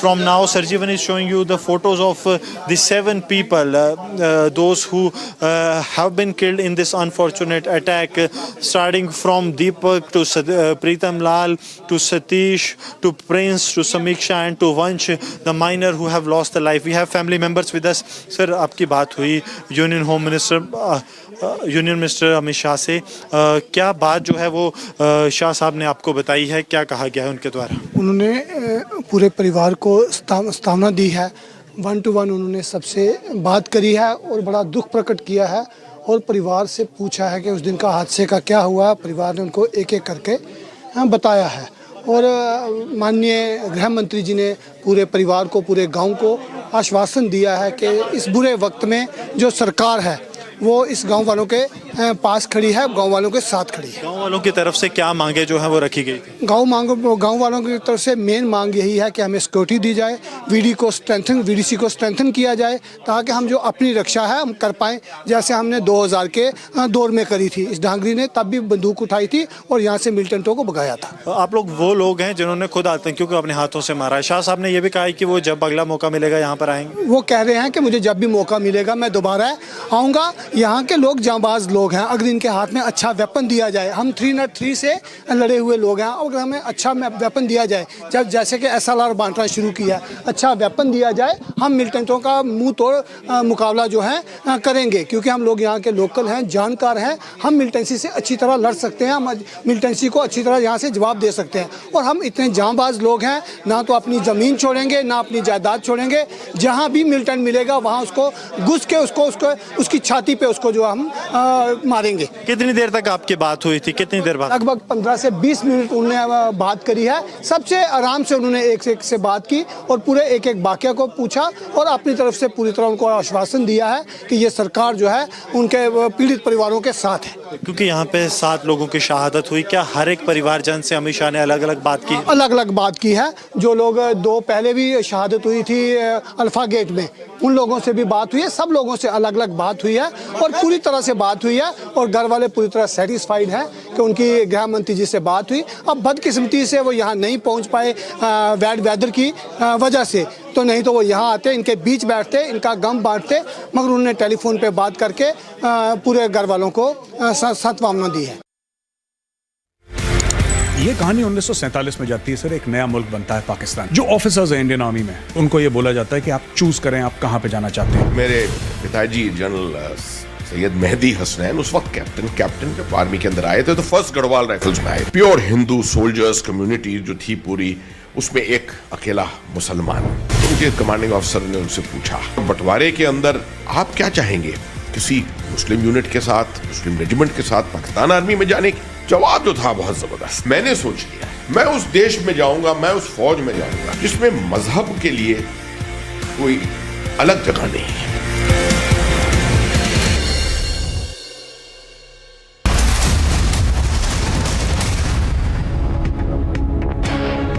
In the global employability rankings by Times Higher Education UK, only the following 6 institutions from India are ranked amongst the top 230 in the world for having the most employable graduates. IIT Delhi, IISc Bangalore, IIT Bombay, IIM Ahmedabad, IIT Kharagpur and Amity University. Step into luxury, where grace blends with grandeur and design blends with innovation. As your stress is washed away and you're transported in the lap of luxury. Cure European bath lounges. Let time wait. இத்திட்டத்தை நிறைவேற்றி தருவதற்கு it clear that what has happened in the last 12 days. And as we are reporting on the ground, let me tell you the situation is getting more than worse because it is shifting now, and that is why the main focus of the government and the state authorities and the state government and the central government was to evacuate the people. Let me tell you, this is 723 family nearby almost who has been already evacuated at this point in time. I'm reporting from the ground. Let me tell you that these all are the places which is one of the most affected area, and the people from there has been already evacuated. We have seen the shelter homes, we have seen the areas where these people have been taken. There are hotels which has been acquired by the state government and the state authorities so that these people can be relocated over there. If we talk about the dismantling of that particular hotel, which is obviously also shifting, there are 2 hotels. One is Mount View and another hotel. Then that also has been already started yesterday, and the people has been already evacuated. The area is getting empty because ISRO has now made it clear that what exactly the situation on the ground is. And let me also tell you, if we talk about the relocation or about the people, the compensation, then this all has been discussed. We have seen the meetings after meeting. This was another, but the Chief Minister himself, who was here on the ground, he is still ISRO has now given the alarming situation and made it clear that what has happened in the last 12 days. And as we are reporting on the ground, let me tell you the situation is getting more than worse because it is shifting now. And that is why the main focus of the government and the state authorities and the state government and the central government was to evacuate the people. Let me tell you, this is 723 family nearby almost. Who has been already evacuated at this point in time. I'm reporting from the ground. Let me tell you that these all are the places which is one of the most affected area, and the people from there has been already evacuated. We have seen the shelter homes, we have seen the areas where these people has been taken. There are hotels which has been acquired by the state government and the state authorities so that these people can be relocated over there. If we talk about the dismantling of that particular hotel, which is obviously also shifting, there are two hotels. One is Mount View and another hotel. Then that also has been already started yesterday, and the people has been already evacuated. The area is getting empty because ISRO has now made it clear that what exactly the situation on the ground is.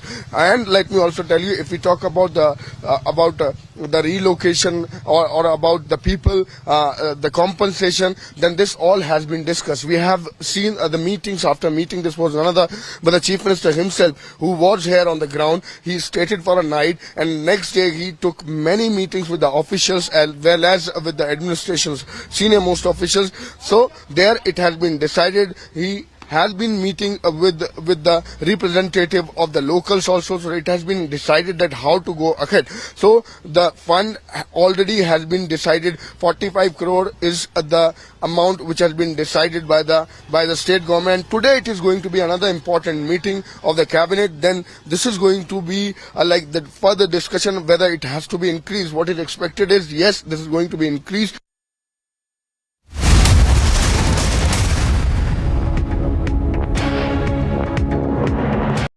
திட்டத்தை நிறைவேற்றி தருவதற்கு Made it clear that what has happened in the last 12 days.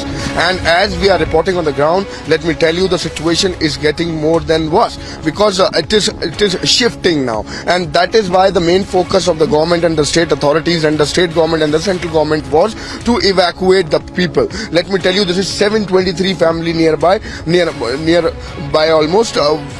Who has been already evacuated at this point in time. I'm reporting from the ground. Let me tell you that these all are the places which is one of the most affected area, and the people from there has been already evacuated. We have seen the shelter homes, we have seen the areas where these people has been taken. There are hotels which has been acquired by the state government and the state authorities so that these people can be relocated over there. If we talk about the dismantling of that particular hotel, which is obviously also shifting, there are two hotels. One is Mount View and another hotel. Then that also has been already started yesterday, and the people has been already evacuated. The area is getting empty because ISRO has now made it clear that what exactly the situation on the ground is. And let me also tell you, if we talk about the relocation or about the people, the compensation, then this all has been discussed. We have seen the meetings after meeting. This was another, but the Chief Minister himself, who was here on the ground, he stayed for a night, and next day he took many meetings with the officials as well as with the administration's senior most officials. So there it has been decided. He has been meeting with the representative of the locals also, so it has been decided that how to go ahead. So the fund already has been decided. 45 crore is the amount which has been decided by the state government. Today it is going to be another important meeting of the cabinet. Then this is going to be like the further discussion whether it has to be increased. What is expected is, yes, this is going to be increased. एक आपने concept दिया जी जनाब का. I don't ever want to claim anything which is not done by me. I only cast my mind back to what General Patankar and General Nirbhay Sharma had done. What I did was that I took the Ji Janab. Ji Janab was not. ये कहानी 1947 में जाती है sir. एक नया मुल्क बनता है पाकिस्तान. जो ऑफिसर्स हैं इंडियन आर्मी में, उनको ये बोला जाता है कि आप चूज करें आप कहां पे जाना चाहते हैं. मेरे पिताजी जनरल सैयद मेहदी हसनैन उस वक्त कैप्टन जब आर्मी के अंदर आए थे तो फर्स्ट गढ़वाल राइफल्स में आए. प्योर हिंदू सोल्जर्स कम्युनिटी जो थी पूरी, उसमें एक अकेला मुसलमान. उनके कमांडिंग ऑफिसर ने उनसे पूछा, बंटवारे के अंदर आप क्या चाहेंगे? किसी मुस्लिम यूनिट के साथ, मुस्लिम रेजिमेंट के साथ पाकिस्तान आर्मी में जाने की? जवाब जो था बहुत जबरदस्त। मैंने सोच लिया मैं उस देश में जाऊंगा, मैं उस फौज में जाऊंगा जिसमें मजहब के लिए कोई अलग जगह नहीं है।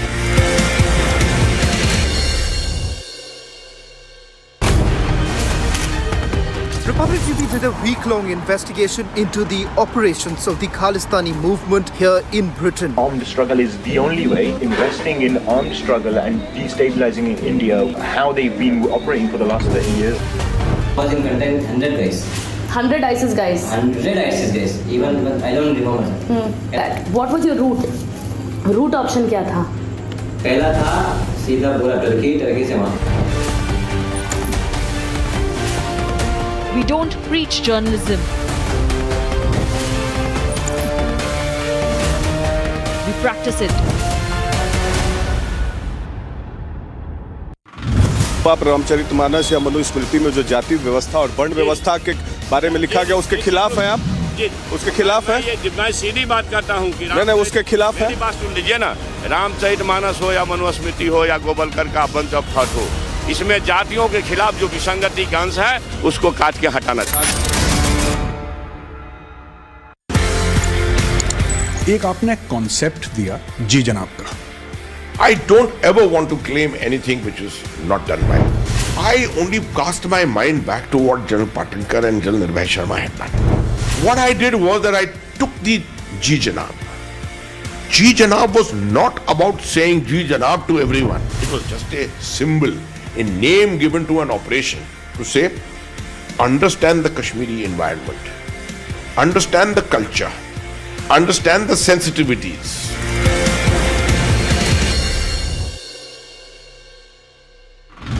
The Kolar incident where a 24-year-old girl has been, mowed down by a truck. This happened mainly because of the bad civic infrastructure. We are seeing that finally the authorities have woken up, and it has been over 1.5 hours since this particular incident has taken place. But will there be an end to Bengaluru civic apathy? That is something which needs to be seen, and many innocent lives are being lost at this point of time. So who will go on and question them, and will there be any sort of accountability over here? That is something which needs to be seen.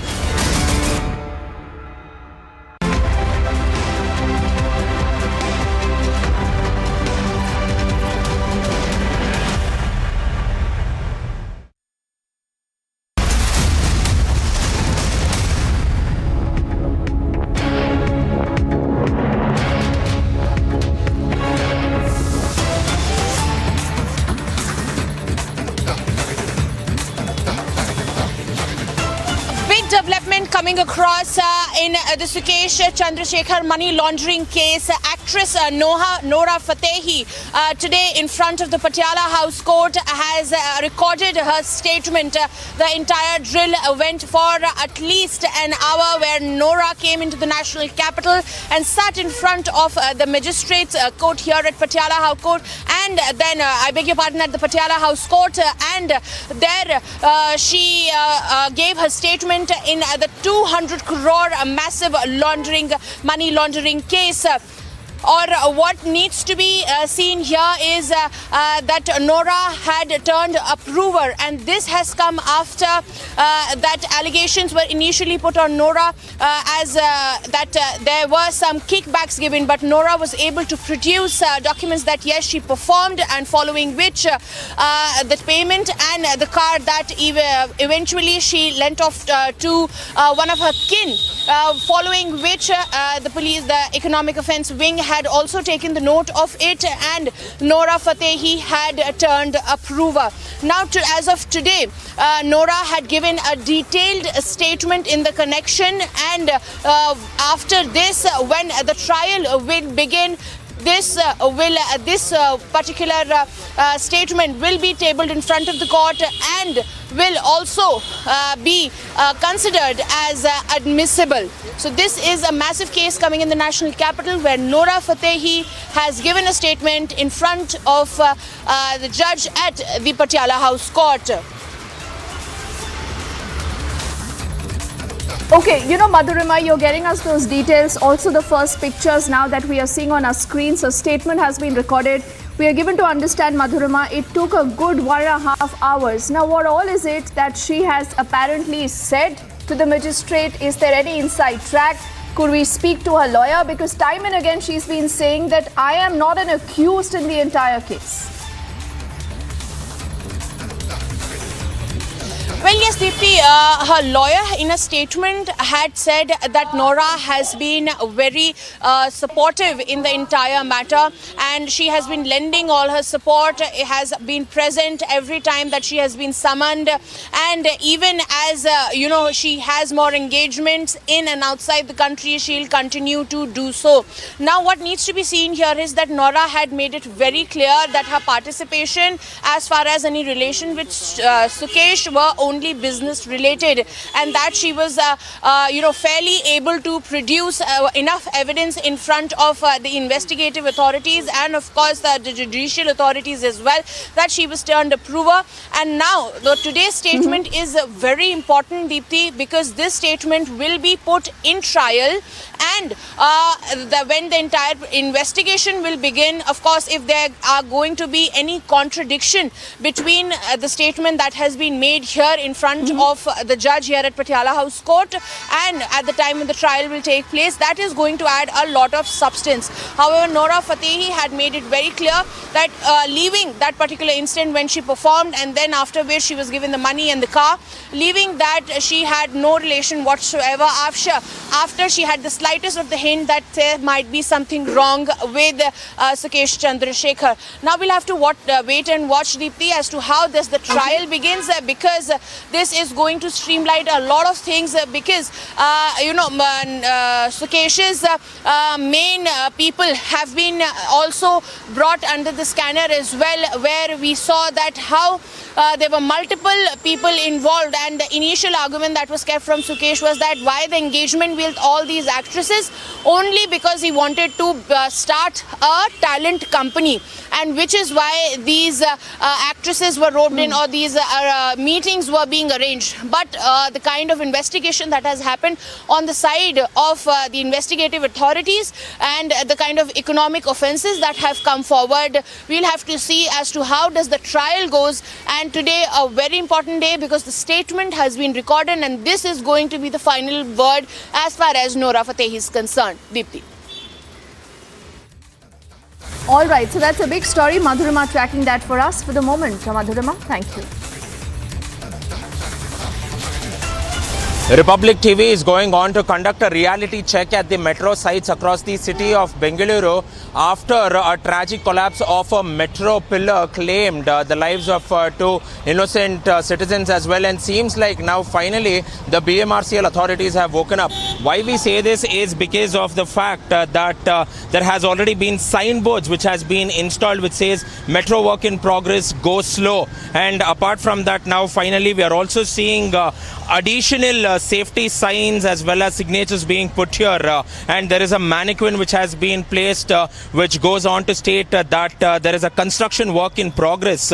So this goes on to highlight the fact that the motorist will have to be careful here. And apart from that, we are also seeing several other additional signboards over here which shows that the work is in progress, but at the same point of time they have also gone on to illuminate this entire portion, because initially these symbols were not illuminated. In the night it causes a lot of problems, especially for two-wheelers to be passing by if they are not illuminated in the dark. But finally they have put some illuminating stickers, materials across, which is going on to give a clear clarity for the motorists as well. And even when we shift our focus to the opposite, we can see that there were debris lying around a few days ago, but now finally seems like there has been a clear motorway for the residents to pass by.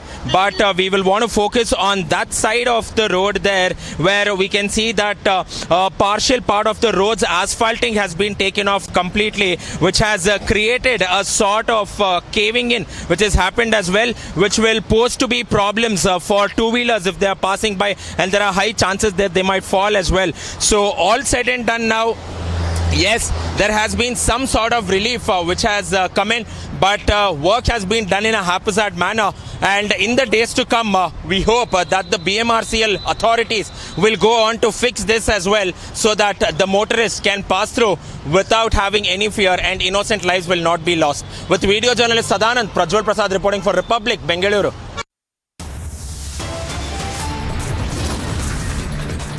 We are heading into a break right now. On the other side, we'll put our focus on the big press conference expected by the Union Home Minister Amit Shah shortly.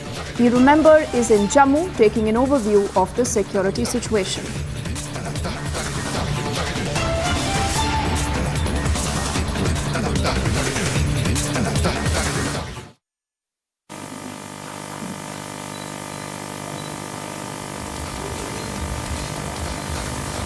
आज मैं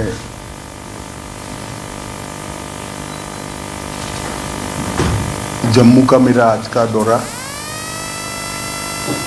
विशेष कर जो लोग एक दुर्भाग्यपूर्ण घटना में मारे गए रजौरी के क्षेत्र में, इनके आप्तजनों से मिलना और इनकी दुख में सहभागी होना ही उद्देश्य था। परंतु आज मौसम के कारण वहां मैं पहुंच नहीं पाया। सभी के सभी रजौरी के क्षेत्र में इनके आप्तजनों से मिलना और इनकी दुख में सहभागी होना ही उद्देश्य था। परंतु आज मौसम के कारण वहां मैं पहुंच नहीं पाया। सभी के सभी सातों परिवारों के सभी सदस्यों के साथ मेरी टेलीफोन पर बातचीत हुई है और क्योंकि मौसम के कारण मैं जा नहीं सकता था, तो टेलीफोन के माध्यम से उनके दुख के अंदर सहभागी होने का मैंने प्रयास किया है। उनकी जो बातें हैं उसको ध्यान से सुनी है। एलजी श्री मनोज सिन्हा जी भी मेरे साथी थे जब मैं बात कर रहा था। उनका हौसला पूरे देश के लिए उदाहरण रूप हौसला था। सभी लोगों का कहना था एक क्षेत्र हमारा है, हम इसको नहीं छोड़ेंगे। कुछ परिवार पाक ऑक्यूपाई कश्मीर से भी आए थे, फिर भी डटकर लड़ने का मूड इतने बड़े हादसे के बाद भी प्रदर्शित होना बहुत बड़ी बात है। उसके बाद आज यहां पर सिक्योरिटी एजेंसीज के सभी पहलुओं पर और सभी प्रकार की जितनी भी एजेंसियां जम्मू कश्मीर के सुरक्षा के लिए जिनकी भूमिका है, वो सभी एजेंसियों के साथ विशेषकर जम्मू क्षेत्र के सुरक्षा के इंतजाम को लेकर एक डिटेल बैठक हुई है। आने वाले दिनों में एक बहुत सुरक्षित ग्रिड बनाने के लिए भी यहां पर चर्चा हुई है।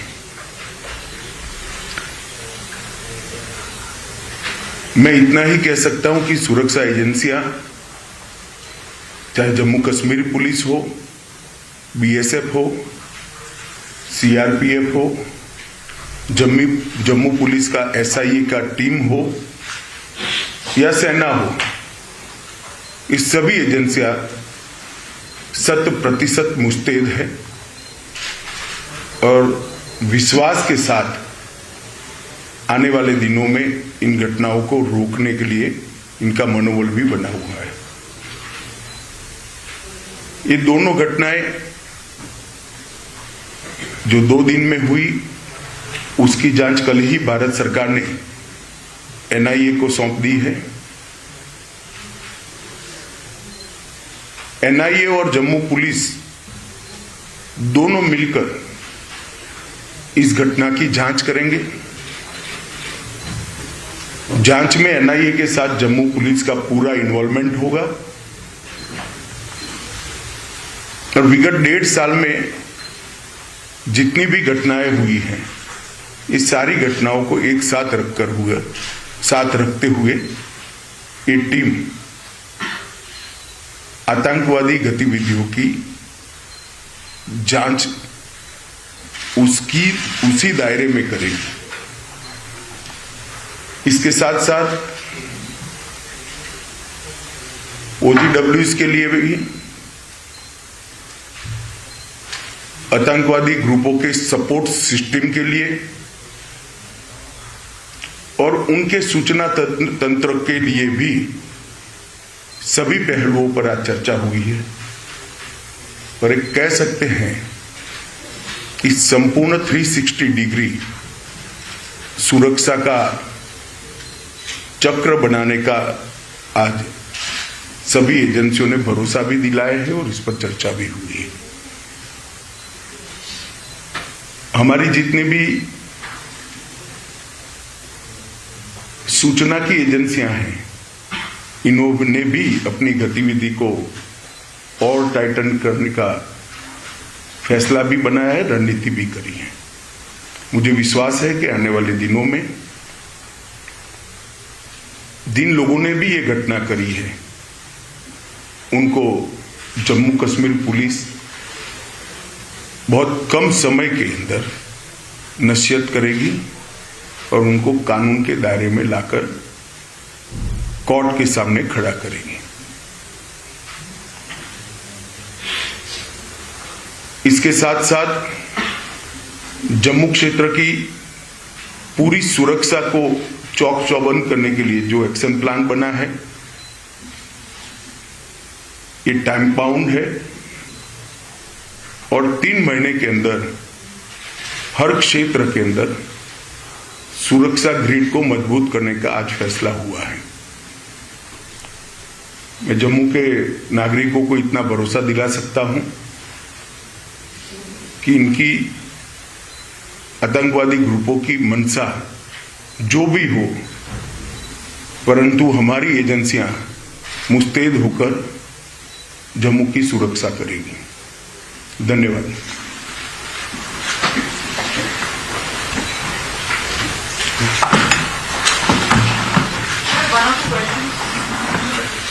कोई पूछना चाहता है क्या? बता दीजिए। सर, आप जो ये बीबीसीज को जो स्ट्रेंथन कर रहे हैं, बीबीसीज को जो स्ट्रेंथन करने की बात करें, आर्म्स ट्रेनिंग दे रही है सीआरपीएफ, इसके पीछे मंशा क्या है? नहीं, इसको एक घटना के साथ मत जोड़िए। ये फैसला अगस्त अंत में लिया गया है। भारत सरकार ने अगस्त अंत में ही ये फैसला लिया था कि विलेज डिफेंस कमेटी को मजबूत किया जाएगा। सर, ड्रोन से हथियार गिराए जा रहे हैं, लगातार एक मेजर चैलेंज बना हुआ है। घाटी में भी हाइब्रिड टेररिज्म जो है वो एक नया पनप के आ रहा है, जहां पर टेररिस्ट का कोई उनका रिकॉर्ड नहीं है, लेकिन उन्हें हथियार देकर आतंकी घटनाओं को अंजाम दिया जा रहा है। माइनॉरिटीज पे टारगेट किया जा रहा है, उनको मारा जा रहा है। तो सर, इसके सिलसिले में क्या क्या डिसीजन लिए गए हैं, कुछ बता पाएंगे सर? स्पेशली ड्रोन का जो थ्रेट है उसे टैकल। सरदार जी, ये डिसीजन अगर मैं बता पाऊंगा तो उनके लिए क्या बचेगा भैया? क्या सवाल पूछेगा? सर, जो विक्टिम फैमिलीज हैं कई आतंकी घटनाओं में जो शिकार होती हैं, जैसे राजौरी में भी हुआ, इसी तरह से पहले कश्मीर में टारगेट किलिंग के जो शिकार हुए, तो उनके लिए किस तरह से वो उनकी लाइफ बेटर हो पाए? क्योंकि राजौरी वाले इंसिडेंट में काफी जो फैमिलीज हैं वो उनकी हालतें ज्यादा लो लेवल की हैं, तो उनके लिए क्या किया जा रहा है? नहीं, हर स्तर पर, चाहे घाटी हो, चाहे जम्मू हो, चाहे राजौरी हो, चाहे पूंछ हो, चाहे साउथ कश्मीर हो, जो विक्टिम फैमिलीज है, इसके साथ सरकार बिल्कुल मजबूती से खड़ी है। इसकी प्रस्तावित योजनाएं हैं और योजनाओं के ऊपर भी लेफ्टिनेंट गवर्नर को बहुत सारे अधिकार होते हैं। कई योजनाएं स्पेसिफिक किस्सों में अप्लाई नहीं होती है, कुछ मर्यादाएं आती है, तो लेफ्टिनेंट गवर्नर कैन डिसाइड। इसमें कोई कोताही नहीं बरती जाएगी। बड़े संवेदनशीलता से और सम्मान के साथ इनके परिवार की सभी चिंता की जाएगी। What is the security situation post these human attacks in Rajouri and Poonch in Jammu? देखिए, अगर आप इस तरह से स्पेसिफिक पूछना चाहते हैं तो मैं इतना ही कह सकता हूं कि हमने पूरी व्यवस्था की है और सुरक्षा व्यवस्था चौक चौबंद है। एक घटना के आधार पर या कुछ आंकड़ों के आधार पर इसका मूल्यांकन नहीं हो सकता। मूल्यांकन करना है तो जब से जम्मू कश्मीर में टेररिज्म हुआ है, जन्म लिया टेररिज्म ने, तब से लेकर आज तक धारा 370 हटाने के बाद ये 3 साल में सबसे कम घटनाएं भी हुई है, सबसे कम मृत्यु भी हुई है। Question last complete.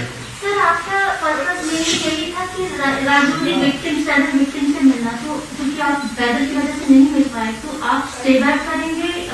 ना, आज स्टे बैक नहीं करूंगा क्योंकि कल भी मौसम के हालात 3 दिन तक ठीक नहीं बताए जा रहे हैं, मगर मैं जरूर आऊंगा और उनको मिलूंगा। Thank you. बता दीजिए आप अंतिम। सर, जिस तरह से पिछले 3 सालों में हमारे सुरक्षा बल जो है आतंकवाद को मुंह तोड़ जवाब दे रहे हैं, तो क्या ऐसा माना जाए कि आने वाले चंद सालों में आतंकवाद जो है वो जम्मू कश्मीर में इसका आखिरी पड़ाव है? हमारा प्रयास तो यही है और आंकड़े अगर आप देखेंगे तो इसी दिशा में जा रहे हैं। हमारे सुरक्षा बलों ने आतंकवाद को मुंह तोड़ जवाब दिया है और सभी दृष्टि से आतंकवादियों के हताहत होने की संख्या, नागरिकों को मरने की संख्या, तो आतंकवादियों को हताहत होने की संख्या बढ़ी है, नागरिकों के मरने की संख्या कम हुई है। और जो माइनॉरिटी किलिंग की बात करते उसमें भी सबसे कम आंकड़ा यही 3 साल में है। धन्यवाद।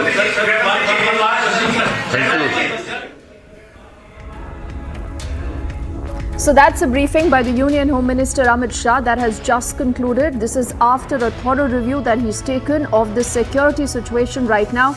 Post the targeted killings, remember we've seen in the Rajouri sector that has killed 7 people, and he has made it absolutely clear there is going to be a clear mandate to the agencies now to go all out against those who've perpetrated these terror attacks. We will keep our focus on that big story after a quick break. Don't go anywhere.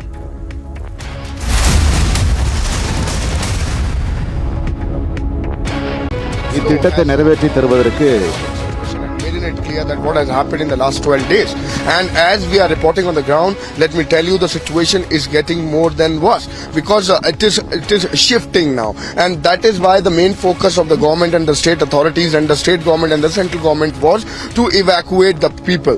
Let me tell you, this is 723 family nearby almost. Who has been already evacuated at this point in time. I'm reporting from the ground. Let me tell you that these all are the places which is one of the most affected area, and the people from there has been already evacuated. We have seen the shelter homes, we have seen the areas where these people has been taken. There are hotels which has been acquired by the state government and the state authorities so that these people can be relocated over there. If we talk about the dismantling of that particular hotel, which is obviously also shifting, there are 2 hotels. One is Mount View and another hotel. Then that also has been already started yesterday, and the people has been already evacuated. The area is getting empty because ISRO has now made it clear that what exactly the situation on the ground is.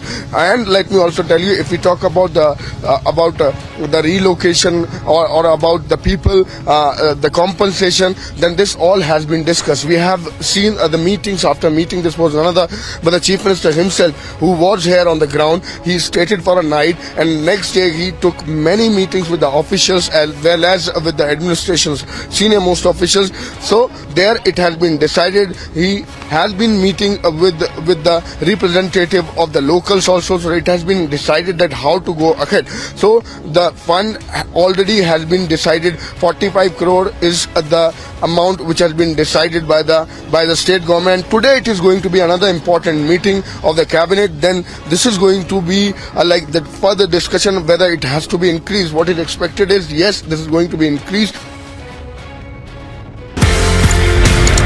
एक आपने concept दिया, जी जनाब का। I don't ever want to claim anything which is not done by me. I only cast my mind back to what General Pattankar and General Nirvay Sharma had done. What I did was that I took the Ji Janab. Ji Janab was not about saying Ji Janab to everyone. It was just a symbol, a name given to an operation to say, understand the Kashmiri environment, understand the culture, understand the sensitivities.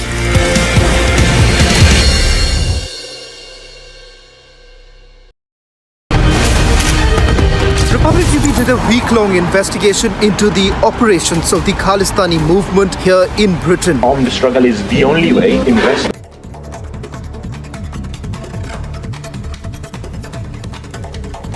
The Union Home Minister Amit Shah is in Jammu. He was earlier expected to meet with the families of those who've lost their loved ones in the terror attack because of the targeted killings, but because of inclement weather, he decided to speak to them on the phone. He's also reviewed the security situation, and he's also made it absolutely sure that these terror attacks will be avenged by our forces. The Union Home Minister, while speaking to the victims and their families, have assured them that these terrorists will be neutralized. He's also assured them he will visit the families at the next given opportunity. He's also told the families that the village defense committees now will be strengthened.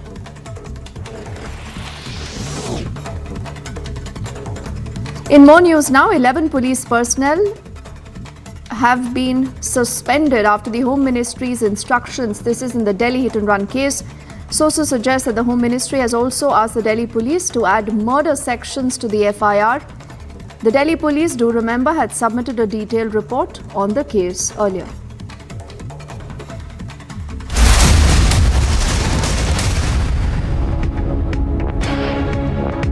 Step into luxury, where grace blends with grandeur and design blends with innovation.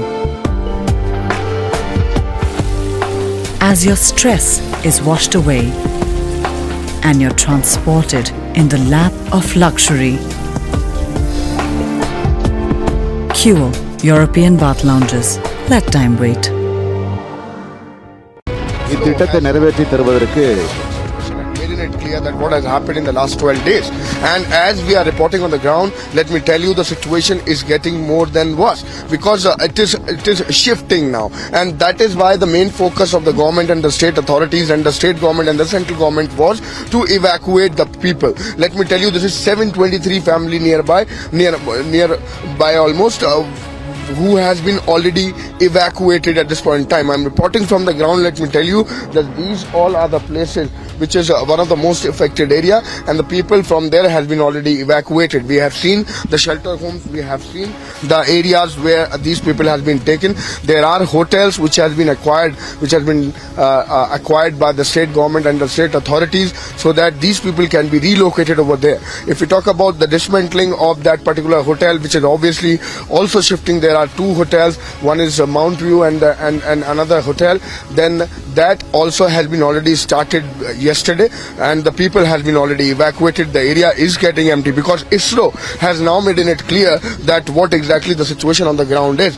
And let me also tell you, if we talk about the relocation or about the people, the compensation, then this all has been discussed. We have seen the meetings after meeting. This was another, but the Chief Minister himself, who was here on the ground, he stayed for a night, and next day he took many meetings with the officials as well as with the administration's senior most officials. So there it has been decided. He has been meeting with the representative of the locals also. So it has been decided that how to go ahead. So the fund already has been decided. 45 crore is the amount which has been decided by the state government. Today it is going to be another important meeting of the cabinet. Then this is going to be like the further discussion whether it has to be increased. What is expected is, yes, this is going to be increased.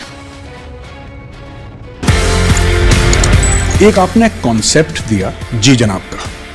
I don't ever want to claim anything which is not done by me.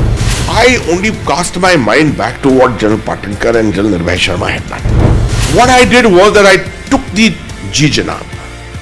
Ji Janab was not about saying Ji Janab to everyone. It was just a symbol, a name given to an operation to say, understand the Kashmiri environment, understand the culture, understand the sensitivities.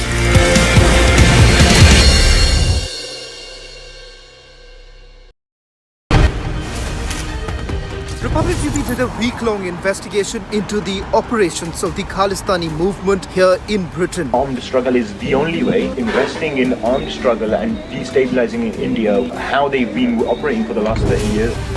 Was in content 100 guys. 100 ISIS guys. 100 ISIS guys. Even I don't remember. What was your route? Route option क्या था? पहला था सीधा पूरा Turkey से वहाँ. We don't preach journalism. We practice it.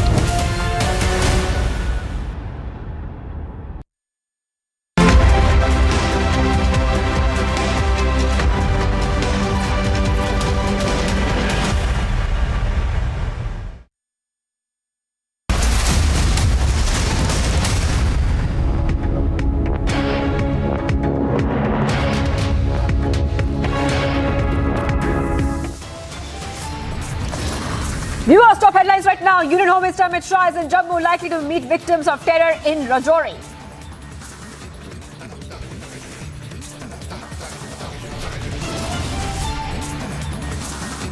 Bizarre claim by P-Gate accused Shankar Mishra, and court says victim peed on herself due to health issues. Can we let this pervert get away?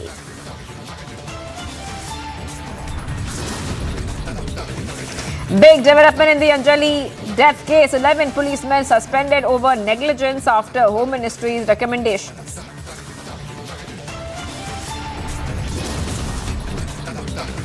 ISRO releases satellite images on Joshimath crisis, gives evidence of 5.4 centimeter land subsidence in just 12 days.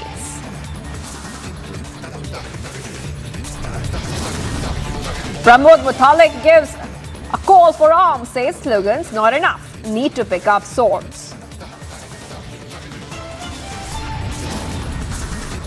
Ahead of the 2024 opening, Republic gets inside access to Ram Mandir in Ayodhya.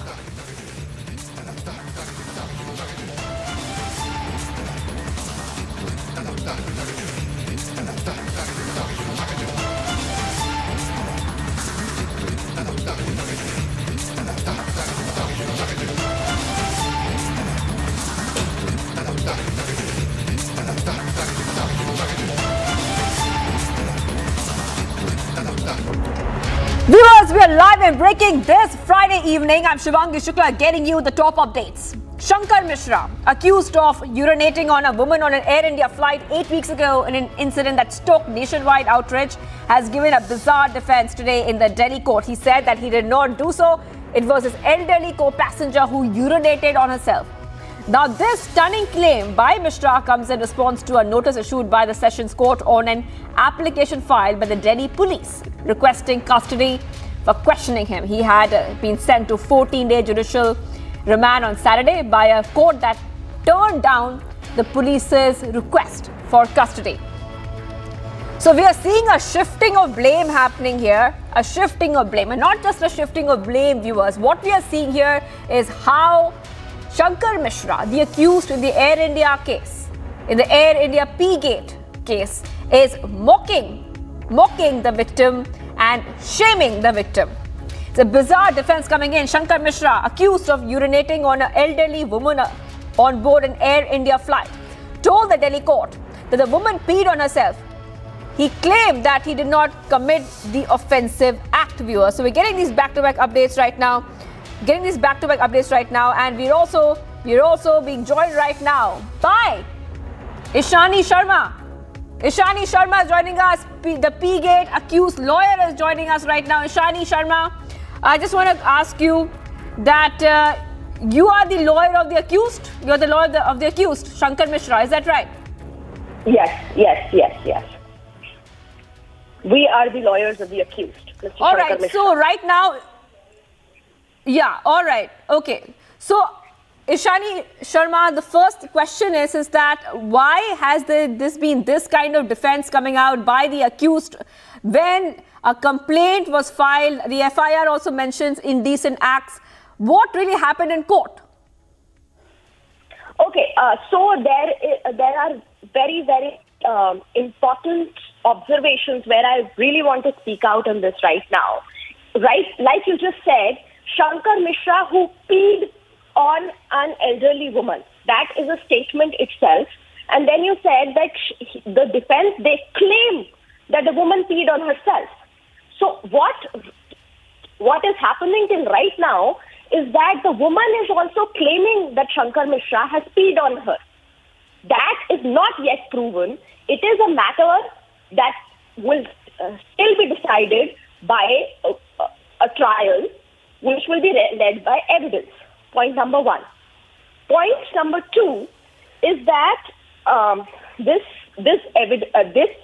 all the circumstantial evidence still shows that it is physically impossible for a person standing in the aisle to pee on a woman who was sitting on 9A, which was a window seat in a business class, and not impacting the woman who was sitting on the aisle side of it, which is 9C. So the complainant was sitting on a window seat. The woman sitting next to the complainant was on the aisle seat. That is 9C. She has made no complaint, and what you're talking right now is of urine. Urine is not mere water. If she would have been impacted by it, there would have been a drop on her, then she would have been but Ishani Sharma, I understand that, but a lot of eyewitnesses have said something else. They have seen the incident transpire in front of their eyes. Especially an eyewitness like Dr. Bhattacharya, who spoke to Republic TV, who had raised the complaint as well, a written complaint. So, isn't it contradictory to what you're saying? You were talking about an FIR, a first information report right now, right? Okay. And you would want to believe everything that is written in an FIR to be true. So similarly, the FIR, you must be having a copy of it. I'm talking about the eyewitness right now. I'm talking about the eyewitnesses right now. I am following up and asking you what you're saying, but let's talk about the eyewitnesses. FIR says that the person sitting on 8A, the FIR specifies the seat as 8A. 8A was Mr. Bhattacharya's own seat. Mr. Bhattacharya has come on record and said when your channel asked him or any other channel asked him that did you see the incident happening? He said no, I saw whatever happened after that. He did not see the man unzipping and urinating on the woman. When the woman said that what she is drenched in is urine, then he realized that he says from his own mouth that he realized that that's urine. How is that even an eyewitness account? There, it was a plane full of people. The crew was there. Why is everybody conspiring against one woman, and why is she thought of being innocent and right, and everybody else wrong? This country that is enraged by this incident, the Air India has been the national carrier of the same country. The cabin crew was mostly Indian. The people sitting there were mostly Indians. They were the same people. Why were they not as enraged if something like this in front of them? Shani Sharma, I just want to ask you one thing. Shankar Mishra, he was terminated from his job, number one, right? So why didn't he say something back then? He was terminated from his job. Number two, he tried to reach a compromise with the victim as well. Two things. Patiently, we are not speaking much to the media as well, because we have been patiently waiting for the trial led by evidence for our own acquittal, which patience is being not at all taken well by anybody around us. So now we were forced to speak, and so was that man. Wells Fargo has fired him without being in consistent with its own policy of firing employees. So it has done no inquiry. Air India internal inquiry is still going on.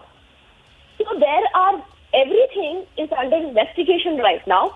These are all the parallel things that are happening. That is also one side of the story we are speaking of right now, because we want you to think that why did everybody, there is no history of a fight or a brawl between the two of them. They did not know each other before this flight. Why would everybody on the plane transpire against one woman and make her do what she did, or make her, make her more miserable? And why would they protect Shankar Mishra? Because there can be a possibility, right, that Shankar Mishra was on the right side. He was woken up 8 hours after the incident happened. For 8 hours, somebody who does something. If he was on the right side, Ishani Sharma, if he was on the right side, he went into hiding as well. He went into hiding as well. He never. No. He was arrested from Bangalore. He was a resident of Bangalore. A notice to be present in front of the court was delivered to him. His sister received that notice. That was till 7th of January, 4 o'clock. If he would have not have complied with it, then he would have been absconding. In the meantime, because of this pressure, NBWs were issued against him. There were no bailable warrants first, then there were NBWs issued against him. It's a media trial, a clear case of media trial. He has done no heinous offense. He has not even done what he is being accused of. And still, NBWs were issued against him, and he works in Bangalore. His official address is Bangalore. He was found from Bangalore. He was arrested from Bangalore. How was he running away? Ms. Sharma, this is Abhishek Kapoor. Some questions there. I'm the executive editor of the channel. Some questions. You are not denying the fact that your client was sloshed. He had taken alcohol and he was under the influence of alcohol. The Air India statements. Also, let me complete my question. Air India crew, in the statements they have given, they have clearly said that this incident has happened. So you are saying everybody else on the flight is a liar. Only your client is speaking the truth? No. Air India inquiry is still happening. When the inquiry committee report is not out, how can we say that Air India is saying that this incident happened? I am just saying one thing, that one person, she was a woman, she was 72-year-old. Suddenly she started, first she raised something, changed my seat. I am not denying that was urine she was drenched in. I am just saying that was not my client. No, but my question is, the question I asked you, Ms. Sharma, is that the person against you might be wrong, but the 20 people can't be wrong. The crew can't be wrong. They have given a statement to the press. There is no 20 people. There is no 20 people. The crew has not made the statement saying, they said that the woman complained of it. They never said that they saw it happening. Saw it happening is that they saw the man stand up, unzip and urinate. Nobody has come out till now to say that they saw the man stand up, unzip and urinate. Because everyone was sleeping, and when the woman has complained, the crew has come and seen your client standing nearby, and that's how... No. So standing nearby, you have seen an aircraft, right? If a man was standing nearby, does that mean that he is urinated? The person sitting on 9C has not... Do you see how colored you are against my client? Okay, let me just put it this way. Since you are the lawyer for your client, and legally speaking, how do you explain this gap between your denial now and all this time that has passed between the incident and subsequent statements? I will tell you. I have a very clear list of dates in my mind. There is no denial. There is a lot of explanations. How do you how do you justify that a woman who messages herself saying, "Hello, beta, this is my number." That's the first message. Takes back the clothes which apparently were drenched in somebody else's urine. Dry clean clothes drenched in somebody else's urine. She happily accepts, telling that please drop it at my house when I'm there. This is my location. This is my address. Takes 15,000 in compensation, and after that, suddenly she all of a sudden gives back the 15 after like a good period of 20 days, 19 days, 18 days, whatever. Her daughter messages saying that we are enraged, we are giving back your money, and then a criminal complaint is made, and then the subsequent FIR comes. And there is no consistency. The first problem was asking for a seat change, an upgrade, then it came to a compensation, then there was a mail written to Air India which said that give us our entire air ticket as compensation, written by the son-in-law, saying that give us that the entire air ticket as compensation. Otherwise, we will get this into the media. Okay, now, another question then.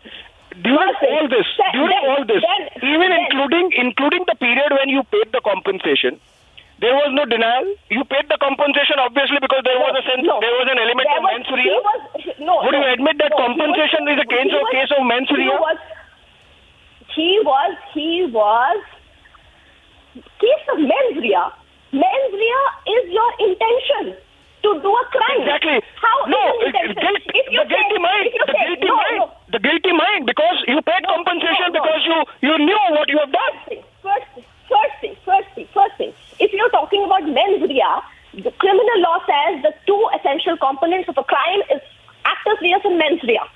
When you say that the man is completely, which is your version, was completely sloshed, he was drunk, and he did not know what he was doing, then there anyway is no element of mens rea involved. This crime can never be a crime because it's only actus reus. A.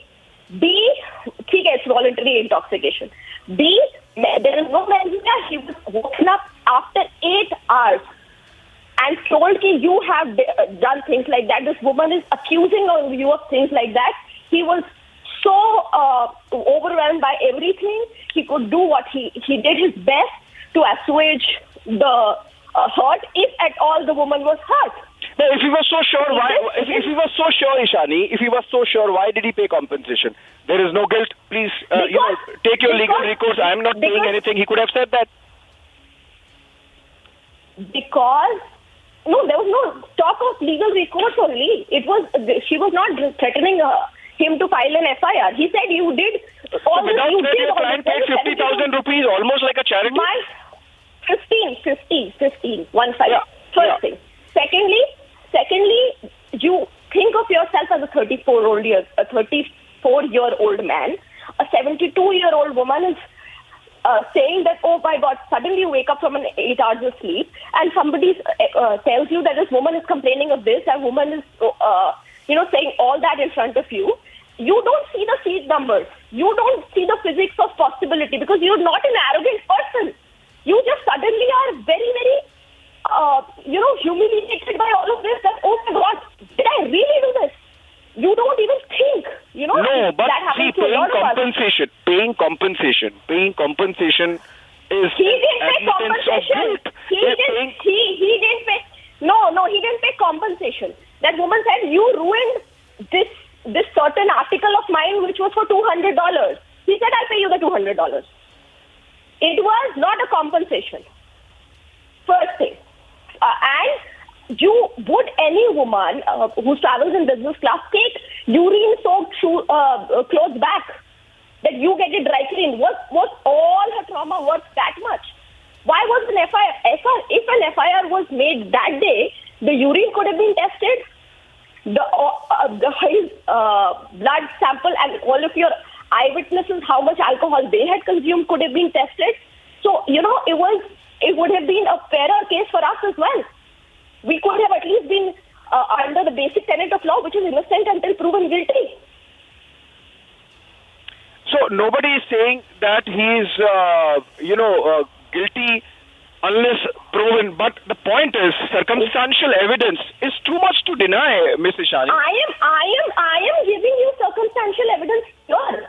How are you not seeing the seat arrangement? How are you not seeing the immediate act of the Air India crew? Why are you thinking that they were biased against the lady? They have been the national carrier of a country. Why are we so biased against Air India here? Maybe what all of them did was in the pursuance of the common conscience. They could not tell the woman that, oh, what you're doing is wrong, or we haven't seen this happening, or how could this be? Because she was a 72-year-old, they just, were respectful to her. And then. So basically, Ishani, what you're suggesting is, in your defense, in your client's defense, that the collective judgment of 2 or 3 or 4 crew of Air India is questionable. I am suggesting. I am suggesting was not in her senses. Only your client who was sleeping and sloshed was right and in his senses, right? No, three things. Mr. Bhattacharya was almost as drunk as my client. That can be inquired from Air India, first thing. Secondly, the crew knew that is urine. The crew has not even one person has said that they have seen him urinating on her. That's 2. Point number 3 is a basic case. There was somebody on 9C and there was somebody on 9A, and the lady on 9C has not said that something like this has happened. And a person stands in the aisle and does something in projectile motion on a person sitting on 9A, and the 9C lady remains unaffected. So, I am saying this is a possibility. Why don't we think of, from a person's side, maybe he is not wrong. And all that the country has done, this country has a protocol that the rapist pictures are also not posted across media. My client has his reputation, his family life, his career, everything has been ruined. And for what? For a defense, for something, for a crime that is not even yet proven. No, Ishani, I still have some questions. You are saying. I think I'm done. There is a lot of other things that we need to do. So I think we're done for the day. I've said what I had to say. So, and plus this is no forum for trial. So I think that's... These are legitimate questions. Ishani, it is not trial. It's just legitimate questions everyone wants to understand. No, I have made it, I agree. I agree that the first thing my client should have done is gotten up and actually looked at, oh my God, I couldn't have done this, and denied. His only mistake is that he was naive enough and courteous enough to listen to the woman. Just say we have mothers and grandmothers at home, not knowing that that woman will put a section on him that outraging her modesty with a sexual intent. He thought of her as a mother and grandmother. कि कह रही है तो सही ही कह रही होंगी. No, that bit on sexual intent has not been alleged to the best of my knowledge, but Ishani, no. Ishani, the FIR says that's a section. Ishani, the question is, do you think your client made a second mistake by paying the money? My client, the only mistake of my client is being over courteous. Even over courteous, believing the woman on her face value when she said that instantly, because he was so overwhelmed. It was such a heinous thing because to his mind, because he is a respectable family man, that he was just too overwhelmed, and he said कि हाँ ठीक है, अच्छा ठीक है, आपको ये करना है, अच्छा okay. मतलब he was just trying to assuage the situation and undo if at all he has done some harm. That is the only thing that is playing against him. Otherwise, everything is working in his favor. And possibly a third mistake, Ishani, that in all the messages that were exchanged, he did not deny it. He just continued to exchange messages with her. No. He just said, आपका सामान पहुंच गया, आपके कपड़े पहुंच गए. Did you receive your parcel? Did you receive the money? Will I send it? Thank you. He was just respectful and courteous. There has not been an element of saying that, yes, I did this on you. No, he was just generally nice. See, there is something called caveat emptor, in a different context, of course. But then he could have denied in messages. He could have said, "I have not done this still." But he's never denied it. So why is that? Still you are doing this U-turn. Why? No, we have been, as a team of lawyers, we have been raising the argument. In our first statement we have always making the argument of the seats. We have always been denying this, but it came out today because we wanted him to say his version of the story. Okay, when was the first time you denied it? Very shortly after the FIR. 7th I made the we made the statement that the seating of the woman and the aisle arrangement is as such that this could not have been done. This could not have been done. The point of urinary incontinence came out today. Because we wanted him to say his side of the story himself. Anyway, this could not have been done. Thank you so much. This was not done and this could not have been. There are two different statements. No, because we are lawyers. Because we are lawyers. We don't say something until it's proven in the court. We don't say that, like everybody saying he peed, he urinated. How is that even proved yet? All right. All right. We are anyway. These are legitimate questions we have asked. Thank you so much, Ishani. You know, this is not. Okay, we have our executive editor, legal and governance, legal Rhythm Anand Bharadwaj joining us. Rhythm, over to you. Abhishek was also speaking to you, and I just want to ask you one question, Ishani. Ramesh Gupta, the senior advocate who was appearing in the courtroom, also said she urinated on herself. On what basis was this said? On what basis were patriarchal comments and misogynistic comments also made on Kathak dancers? How is that misogynistic? It is a possibility. He said his version in the court. He did not say his version to the media. We are free to give our side of the story to the court. These are two different things. The media Ishani, to give your version of your side, do you have any evidence to say that she had urinated on herself? I'm asking you a direct question.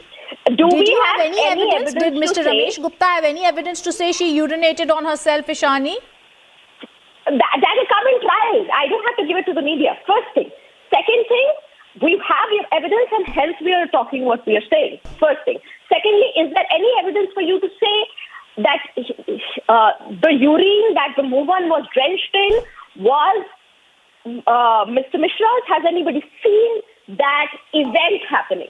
I don't want the aftermath or before Ishani, I've been hearing your defense. I've been hearing your defense for the last 15 minutes, and as I do say, you're now putting forward the story from the viewpoint of your client. I understand that, but a new perspective, a new bizarre, defense has been given by Ramesh Gupta and you for Shankar to say in the courtroom that she urinated on herself. Bizarre? I'm just asking. You don't have a basis for that. How is it bizarre? Do you have anything to prove that? Because there was a witness who was sitting next to Shankar who said he was in an inebriated condition. I have apologies that are there from Air India. Number one. I have people stating that she should have been moved on to another seat. Number two, I have people who were eyewitnesses to the incident sitting next to Shankar clearly stating he was inebriated. It was informed to the crew. How many people inebriated informed to the crew? Because Mr. Bhattacharya said that he informed that you don't serve any more alcohol. How much of alcohol did Mr. Bhattacharya consume? There is a record to prove everything. You know, it is a matter of trial. It is a matter of evidence. I'm not going to comment on this. But like the claims were made from one side, they have not come out and given the evidence to the media for those claims because there is a proper judicial system in place and we are supposed to go in front of the judiciary to give our defense and the claims and the evidence. So we have said our version of the story, that what exactly happened, what exactly transpired. And I would request the media that please accept what we are saying. Just because you've been colored in a certain way for a decent amount of long time doesn't mean, and we were patient enough to actually want to do it through the judicial method. Please don't please don't discard what we are saying in a fashion that you are. I think I've heard your viewpoint. I still believe I think it's a little, I thank you for being with us. I've heard your viewpoint. I still think it's obnoxious and a little bizarre to say that the woman urinated on herself just because one more defense needs to be created by the lawyers in the court. Of course, this is a matter for trial. We're all aware of that. But we'll still slip into a short break. We'll try and understand what's happening. This is a new defense, a twist in the turn, so as to say, coming in from Shankar Mishra, who tries to state that, in fact, the elderly woman peed on herself. She, of course, was a Kathak dancer who was unable to control herself.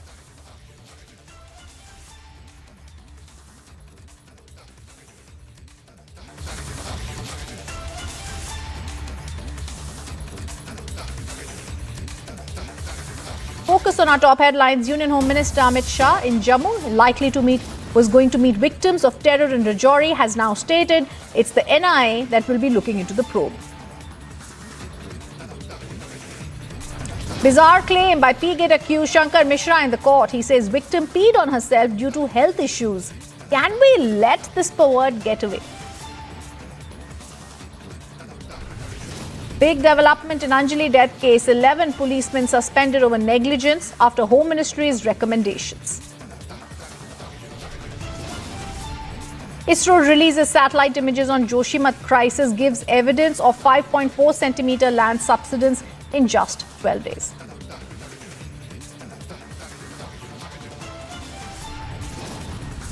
Pramod Muthalik gives call for arms, says slogans not enough, need to pick up swords. Ahead of 2024 opening, Republic gets inside access to Ram Mandir in Ayodhya.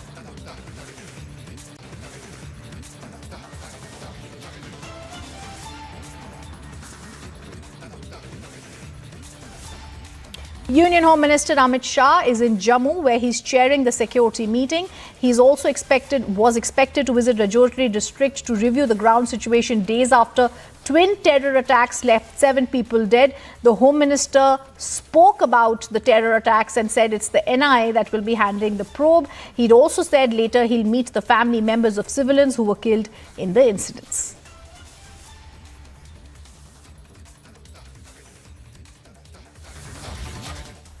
विशेष कर जो लोग एक दुर्भाग्यपूर्ण घटना में मारे गए रजौरी के क्षेत्र में, इनके आप्तजनों से मिलना और इनकी दुख में सहभागी होना ये उद्देश्य था। परंतु आज मौसम के कारण वहां मैं पहुंच नहीं पाया। सभी के सभी 7 परिवारों के सभी सदस्यों के साथ मेरी टेलीफोन पर बातचीत हुई है और क्योंकि मौसम के कारण मैं जा नहीं सकता था, तो टेलीफोन के माध्यम से उनके दुख के अंदर सहभागी होने का मैंने प्रयास किया है। उनकी जो बातें हैं उसको ध्यान से सुनी है।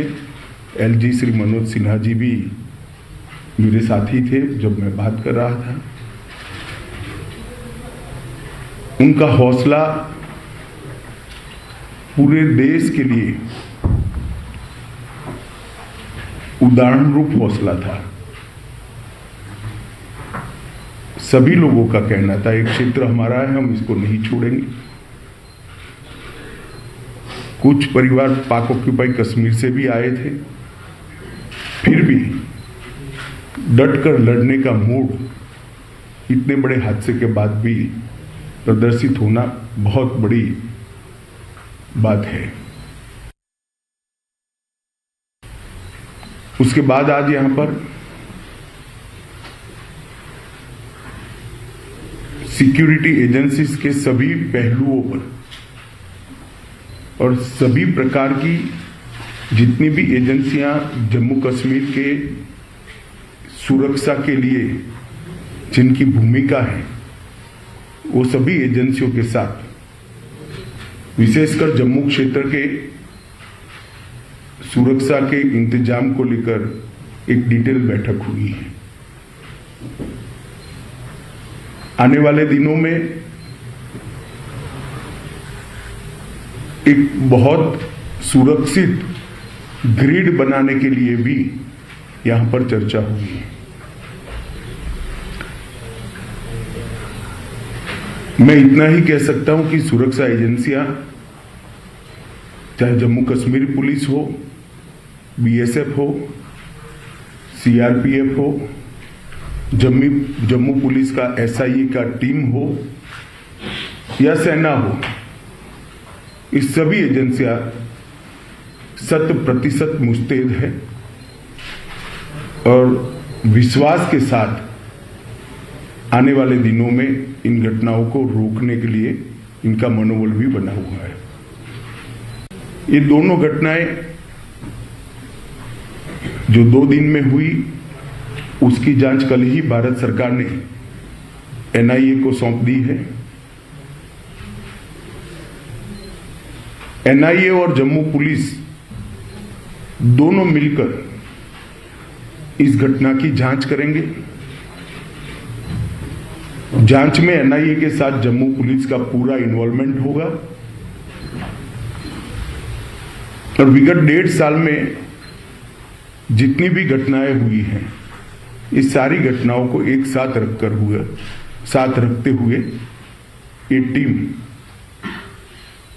आतंकवादी गतिविधियों की जांच उसी दायरे में करेगी।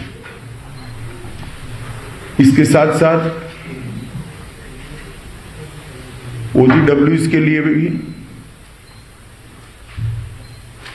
आतंकवादी ग्रुपों के सपोर्ट सिस्टम के लिए और उनके सूचना तंत्र के लिए भी सभी पहलुओं पर आज चर्चा हुई है। और एक कह सकते हैं कि संपूर्ण 360 डिग्री सुरक्षा का चक्र बनाने का आज सभी एजेंसियों ने भरोसा भी दिलाया है और इस पर चर्चा भी हुई है। हमारी जितनी भी सूचना की एजेंसियां हैं, इन्होंने भी अपनी गतिविधि को और टाइटन करने का फैसला भी बनाया है, रणनीति भी करी है। मुझे विश्वास है कि आने वाले दिनों में जिन लोगों ने भी ये घटना करी है, उनको जम्मू कश्मीर पुलिस बहुत कम समय के अंदर नसीहत करेगी और उनको कानून के दायरे में लाकर कोर्ट के सामने खड़ा करेगी। इसके साथ साथ जम्मू क्षेत्र की पूरी सुरक्षा को चौक चौबंद करने के लिए जो एक्शन प्लान बना है, ये टाइम बाउंड है और 3 महीने के अंदर हर क्षेत्र के अंदर सुरक्षा ग्रिड को मजबूत करने का आज फैसला हुआ है। मैं जम्मू के नागरिकों को इतना भरोसा दिला सकता हूं कि इनकी आतंकवादी ग्रुपों की मंशा जो भी हो, परंतु हमारी एजेंसियां मुस्तैद होकर जम्मू की सुरक्षा करेगी। The biggest news. 10 मार्च के बाद बुलडोजर चलेगी कि नहीं चलेगी? 10 मार्च के बाद फिर विकास और पेशेवर माफिया और अपराधियों के ऊपर फिर से बुलडोजर अपना काम भी करना प्रारंभ कर देगा। The biggest news makers. The government is not going out of its way to correct any political messaging. After a point, it is like you can convince a person who wants to listen and think. But if I've already made up my mind, no argument can convince them. The biggest events.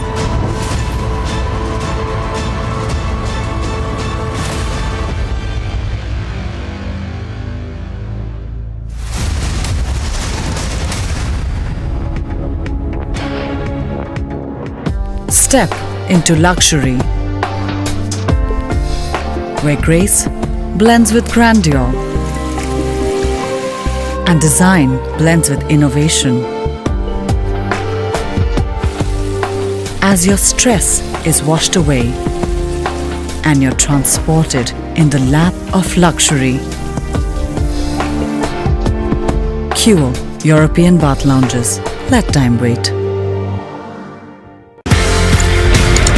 एक आपने concept दिया जी जनाब का.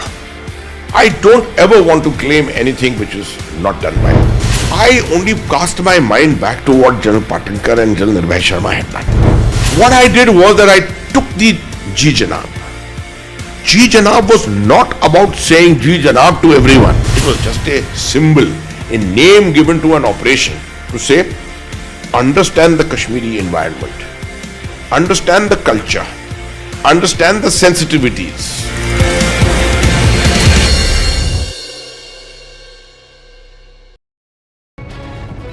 Pro-Pakistan slogans were raised in the Triat area of the Rajouri district. The incident has been reported on 11th of January, after which on 12th, that is yesterday, the Tehsildar wrote to the Superintendent of Police Rajouri as well as the other senior officials, and the complaint is according to the incident that has unfolded inside the premises of the Tehsildar office in the Triat area of Kalakot subdivision in the Rajouri district. Now, a notice has also been served to the accused, who has been identified as Muzaffar Hussain and who is a National Conference leader. Now 7 days time has been given to him to put his side, otherwise legal action will be initiated. While on the other hand, the accused is saying that he has not done anything such. The Tehsildar says that when he started recording the video, the protesters, those who were raising pro-Pakistan slogans, escaped from the spot, and now the investigation part will be done by the police. With Sarjeevan Kumar, Gursimran Singh for Republic Media Network. இத்திட்டத்தை நிறைவேற்றி தருவதற்கு Making it clear that what has happened in the last 12 days. And as we are reporting on the ground, let me tell you the situation is getting more than worse, because it is shifting now, and that is why the main focus of the government and the state authorities and ISRO has now given the alarming situation and made it clear that what has happened in the last 12 days. And as we are reporting on the ground, let me tell you the situation is getting more than worse, because it is shifting now, and that is why the main focus of the government and the state authorities and the state government and the central government was to evacuate the people. Let me tell you, this is 723 family nearby almost. Who has been already evacuated at this point in time. I'm reporting from the ground. Let me tell you that these all are the places which is one of the most affected area, and the people from there has been already evacuated. We have seen the shelter homes, we have seen the areas where these people has been taken. There are hotels which has been acquired by the state government and the state authorities, so that these people can be relocated over there. If we talk about the dismantling of that particular hotel, which is obviously also shifting, there are two hotels. One is Mount View and another hotel. Then that also has been already started yesterday, and the people has been already evacuated. The area is getting empty because ISRO has now made it clear that what exactly the situation on the ground is. And let me also tell you, if we talk about the relocation or about the people, the compensation, then this all has been discussed. We have seen the meetings after meeting. This was another, but the Chief Minister himself, who was here on the ground, he stayed for a night, and next day he took many meetings with the officials as well as with the administration's senior most officials. So there it has been decided. He has been meeting with the representative of the locals also, so it has been decided that how to go ahead. So the fund already has been decided. 45 crore is the amount which has been decided by the state government. Today it is going to be another important meeting of the cabinet. Then this is going to be like the further discussion whether it has to be increased. What is expected is, yes, this is going to be increased. We're heading to a break right now. On the other side, we get you the big development in the Anjali death case. 11 policemen have been suspended over negligence after the Home Ministry's recommendation.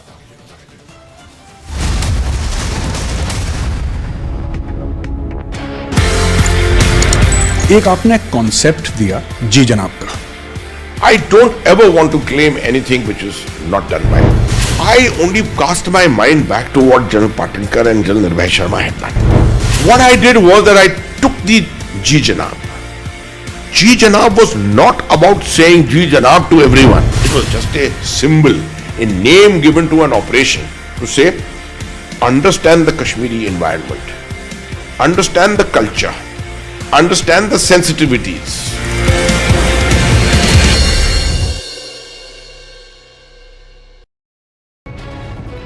Pro-Pakistan slogans were raised in the Triat area of the Rajouri district. The incident has been reported on 11th of January, after which on 12th, that is yesterday, the Tehsildar wrote to the Superintendent of Police Rajouri as well as the other senior officials, and the complaint is according to the incident that has unfolded inside the premises of the Tehsildar office in the Triat area of Kalakot subdivision in the Rajouri district. Now, a notice has also been served to the accused, who has been identified as Muzaffar Hussain and who is a National Conference leader. Now 7 days time has been given to him to put his side, otherwise legal action will be initiated. While on the other hand, the accused is saying that he has not done anything such. The Tehsildar says that when he started recording the video, the protesters, those who were raising pro-Pakistan slogans, escaped from the spot, and now the investigation part will be done by the police. With Sarjeevan Kumar, Gursimran Singh for Republic Media Network. இத்திட்டத்தை நிறைவேற்றி தருவதற்கு Made it clear that what has happened in the last 12 days, and as we are reporting on the ground, let me tell you the situation is getting more than worse, because it is shifting now, and that is why the main focus of the government and the state authorities and the state government and the central government was to evacuate the people. Let me tell you, this is 723 family nearby almost, who has been already evacuated at this point in time. I'm reporting from the ground. Let me tell you that these all are the places which is one of the most affected area, and the people from there has been already evacuated. We have seen the shelter homes, we have seen the areas where these people have been taken. There are hotels which has been acquired by the state government and the state authorities, so that these people can be relocated over there. If we talk about the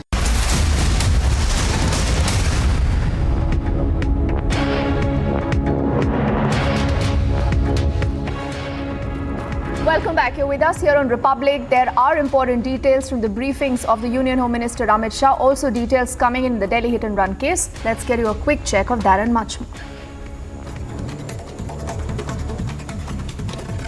The Union Home Minister Amit Shah arrived in Jammu earlier. He's spoken to the families of those who were killed in the terror attack in Rajouri.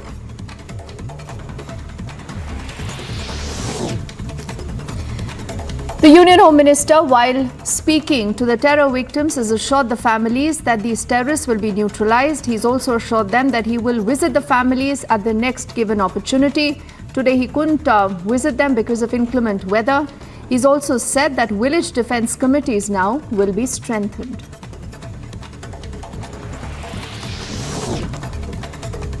Eleven police personnel have been suspended after the Home Ministry's instructions. This is in the Delhi hit and run case. Sources say that the Home Ministry has also asked the Delhi police to add murder sections to the FIR. Do remember earlier the Delhi police has submitted a detailed report to the MHA. Republic has spoken to the family of the Delhi hit and run victim. Anjali's mother says that they have been demanding that murder charges be added to the FIR.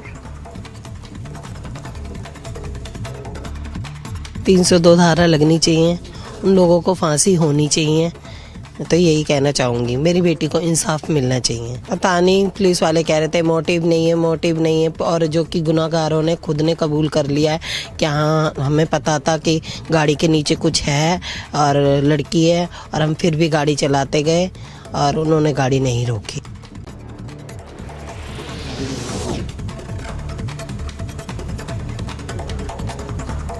In the most bizarre defense, the P-Gate accused Shankar Mishra's lawyer now has claimed in the court that the victim woman urinated on the seat herself. The accused counsel says that she had a health issue. The battle between the Tamil Nadu government and the governor continues to escalate. The VCK, which is an ally of the DMK government, earlier today has held this massive protest against the governor, also demanded his resignation. Now, earlier, the Chief Minister M.K. Stalin also wrote to the President seeking his intervention. To Kerala now, where a person has been injured in a bomb blast incident that occurred in Kannur. The police suspect that there is more to this entire incident. Forensic teams were rushed to the spot. The injured right now is undergoing treatment. Chief Minister of Uttarakhand, Pushkar Singh Dhami, has announced an interim package to the affected families in the landslide area of Joshimath. He's also said that a committee has been constituted to decide the interim package and the rate of rehabilitation. जो प्रभावित क्षेत्र है और जो ज़्यादा प्रभावित लोग हैं उन सभी को उस क्षेत्र से शिफ्ट कर रहे हैं और शिफ्ट किया गया है। लगभग 90 के आसपास परिवार होंगे जिनको शिफ्ट किया जा चुका है अभी तक और जहाँ जहाँ भी लग रहा है कि उनको शिफ्ट करने की आवश्यकता उनको शिफ्ट किया जा रहा है। We head into a break right now. On the other side, the ISRO has released satellite images on the entire situation in Joshimath. It is giving evidence that says about 5.4 centimeter of land has subsided just in the last 12 days. Also, Pramod Mutalek of the Shri Ram Sene now has given a call for arms. He says slogans not enough, need to pick up swords. Will there be action against him?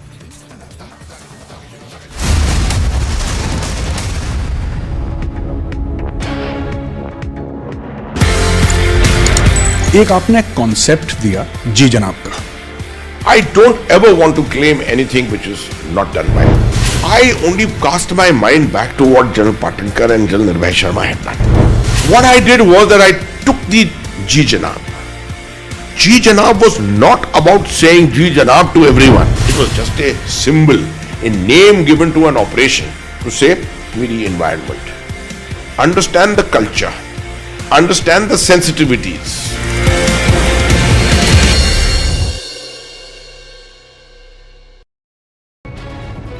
Pro-Pakistan slogans were raised in the Triat area of the Rajouri district. The incident has been reported on 11th of January, after which on 12th, that is yesterday, the Tehsildar wrote to the Superintendent of Police Rajouri as well as the other senior officials, and the complaint is according to the incident that has unfolded inside the premises of the Tehsildar office in the Triat area of Kalakot subdivision in the Rajouri district.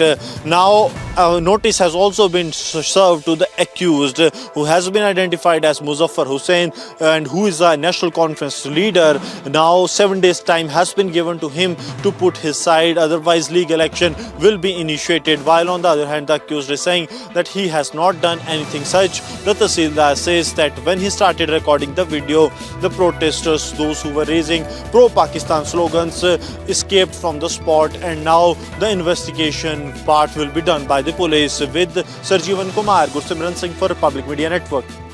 இத்திட்டத்தை நிறைவேற்றி தருவதற்கு making it clear that what has happened in the last 12 days.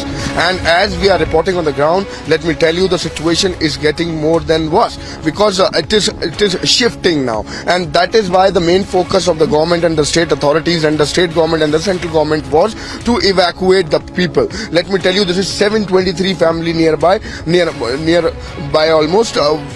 Who has been already evacuated at this point in time. I'm reporting from the ground. Let me tell you that these all are the places which is one of the most affected area, and the people from there has been already evacuated. We have seen the shelter homes, we have seen the areas where these people has been taken. There are hotels which has been acquired by the state government and the state authorities so that these people can be relocated over there. If we talk about the dismantling of that particular hotel, which is obviously also shifting, there are two hotels. One is Mount View and another hotel. Then that also has been already started yesterday, and the people has been already evacuated. The area is getting empty because ISRO has now made it clear that what exactly the situation on the ground is. And let me also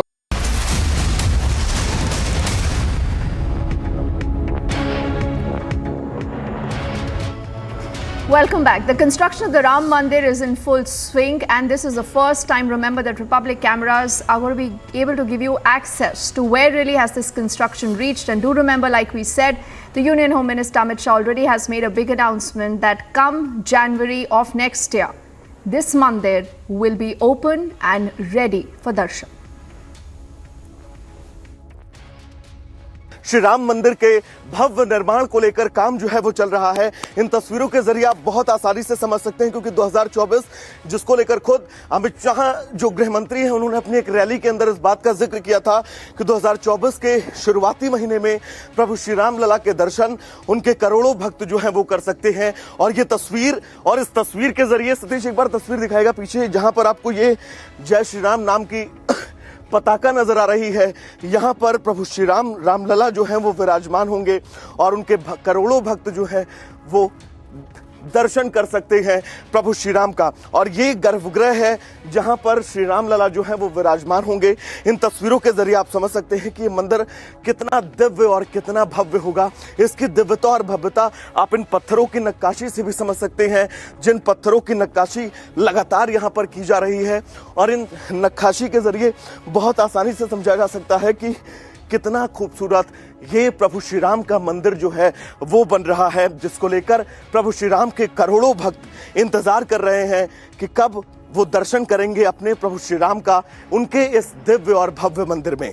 दूसरी सबसे बड़ी बात यह है, तमाम चुनौतियां थी, क्योंकि 5 तारीख को जब इस मंदिर का नींव पूजन किया गया प्रधानमंत्री नरेंद्र मोदी के द्वारा, नींव पूजन के बाद कोविड की चुनौतियों के बीच भी यहाँ पर काम जो है वो लगातार होता रहा, जिसके बाद आज तकरीबन 2 साल 4 महीने से ज्यादा का वक्त हो चुका है इस मंदिर के निर्माण कार्य की शुरुआत को। और अब ये मंदिर, इसके गर्भगृह का काम जो है वो खत्म होने वाला है, यानी कि तकरीबन 1 साल और 1 साल के बाद गर्भगृह का काम जो है वो कंप्लीट होगा। और जहां पर आपको जय श्री राम नाम की ये पताका नजर आ रही है, सतीश जूम करके दिखाएगा, क्योंकि ये जगह बहुत खास है। हर एक उस श्रद्धालु के लिए, हर एक उस भक्त के लिए जो इंतजार कर रहा है प्रभु श्री राम का उनके इस गर्भगृह में पहुंचने का, उनके इस गर्भगृह में विस्थापित होने का। और वो इंतजार खत्म होगा अब से तकरीबन 1 साल बाद, जब भक्त इसी गर्भगृह में दर्शन कर सकेंगे अपने आराध्य प्रभु श्री राम के। पाप रामचरितमानस या मनुस्मृति में जो जाति व्यवस्था और वर्ण व्यवस्था के बारे में लिखा गया, उसके खिलाफ है आप? उसके खिलाफ है? मैं सीधी बात करता हूँ कि नहीं, उसके खिलाफ है। बात सुन लीजिए ना, रामचरितमानस हो या मनुस्मृति हो या गोवलकर का बंश ऑफ थॉट हो, इसमें जातियों के खिलाफ जो विसंगति का अंश है उसको काट के हटाना चाहिए।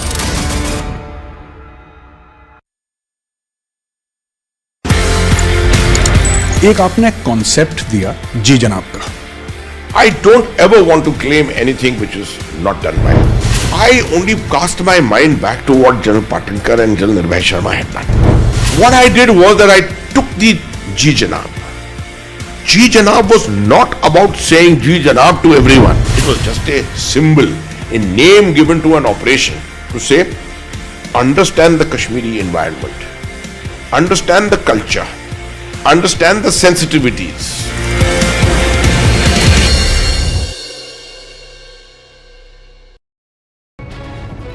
Pro-Pakistan slogans were raised in the Triat area of the Rajouri district. The incident has been reported on 11th of January, after which on 12th, that is yesterday, the Tehsildar wrote to the Superintendent of Police Rajouri as well as the other senior officials, and the complaint is according to the incident that has unfolded inside the premises of the Tehsildar office in the Triat area of Kalakot subdivision in the Rajouri district. Now, a notice has also been served to the accused, who has been identified as Muzaffar Hussain and who is a National Conference leader. Now 7 days time has been given to him to put his side, otherwise legal action will be initiated. While on the other hand, the accused is saying that he has not done anything such. The Tehsildar says that when he started recording the video, the protesters, those who were raising pro-Pakistan slogans, escaped from the spot, and now the investigation part will be done by the police. With Sarjeevan Kumar, Gursimran Singh for Republic Media Network. Made it clear that what has happened in the last 12 days, and as we are reporting on the ground, let me tell you the situation is getting more than worse, because it is shifting now, and that is why the main focus of the government and the state authorities and the state government and the central government was to evacuate the people. Let me tell you, this is 723 family nearby almost, who has been already evacuated at this point in time. I'm reporting from the ground. Let me tell you that these all are the places which is one of the most affected area, and the people from there has been already evacuated. We have seen the shelter homes, we have seen the areas where these people have been taken. There are hotels which has been acquired by the state government and the state authorities, so that these people can be relocated over there. If we talk about the dismantling of that particular hotel, which is obviously also shifting, there are two hotels. One is Mount View and another hotel. Then that also has been already started yesterday, and the people has been already evacuated. The area is getting empty because ISRO has now made it clear that what exactly the situation on the ground is. And let me also tell you, if we talk about the relocation or about the people. ये कहानी 1947 में जाती है sir. एक नया मुल्क बनता है पाकिस्तान. जो ऑफिसर्स हैं इंडियन आर्मी में, उनको ये बोला जाता है कि आप चूज करें आप कहां पे जाना चाहते हैं. मेरे पिताजी जनरल सैयद मेहदी हसनैन उस वक्त कैप्टन जब आर्मी के अंदर आए थे तो फर्स्ट गढ़वाल राइफल्स में आए. प्योर हिंदू सोल्जर्स कम्युनिटी जो थी पूरी, उसमें एक अकेला मुसलमान. उनके कमांडिंग ऑफिसर ने उनसे पूछा, बंटवारे के अंदर आप क्या चाहेंगे, किसी मुस्लिम यूनिट के साथ, मुस्लिम रेजिमेंट के साथ पाकिस्तान आर्मी में जाने की? जवाब जो था बहुत जबरदस्त. मैंने सोच लिया मैं उस देश में जाऊंगा, मैं उस फौज में जाऊंगा जिसमें मजहब के लिए कोई अलग जगह नहीं है.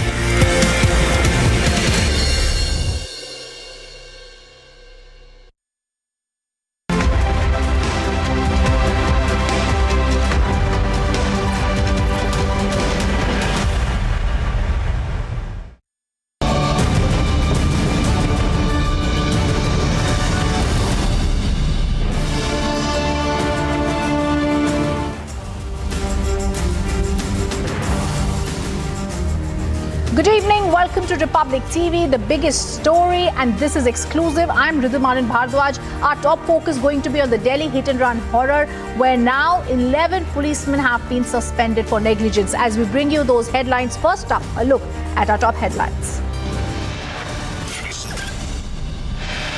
Big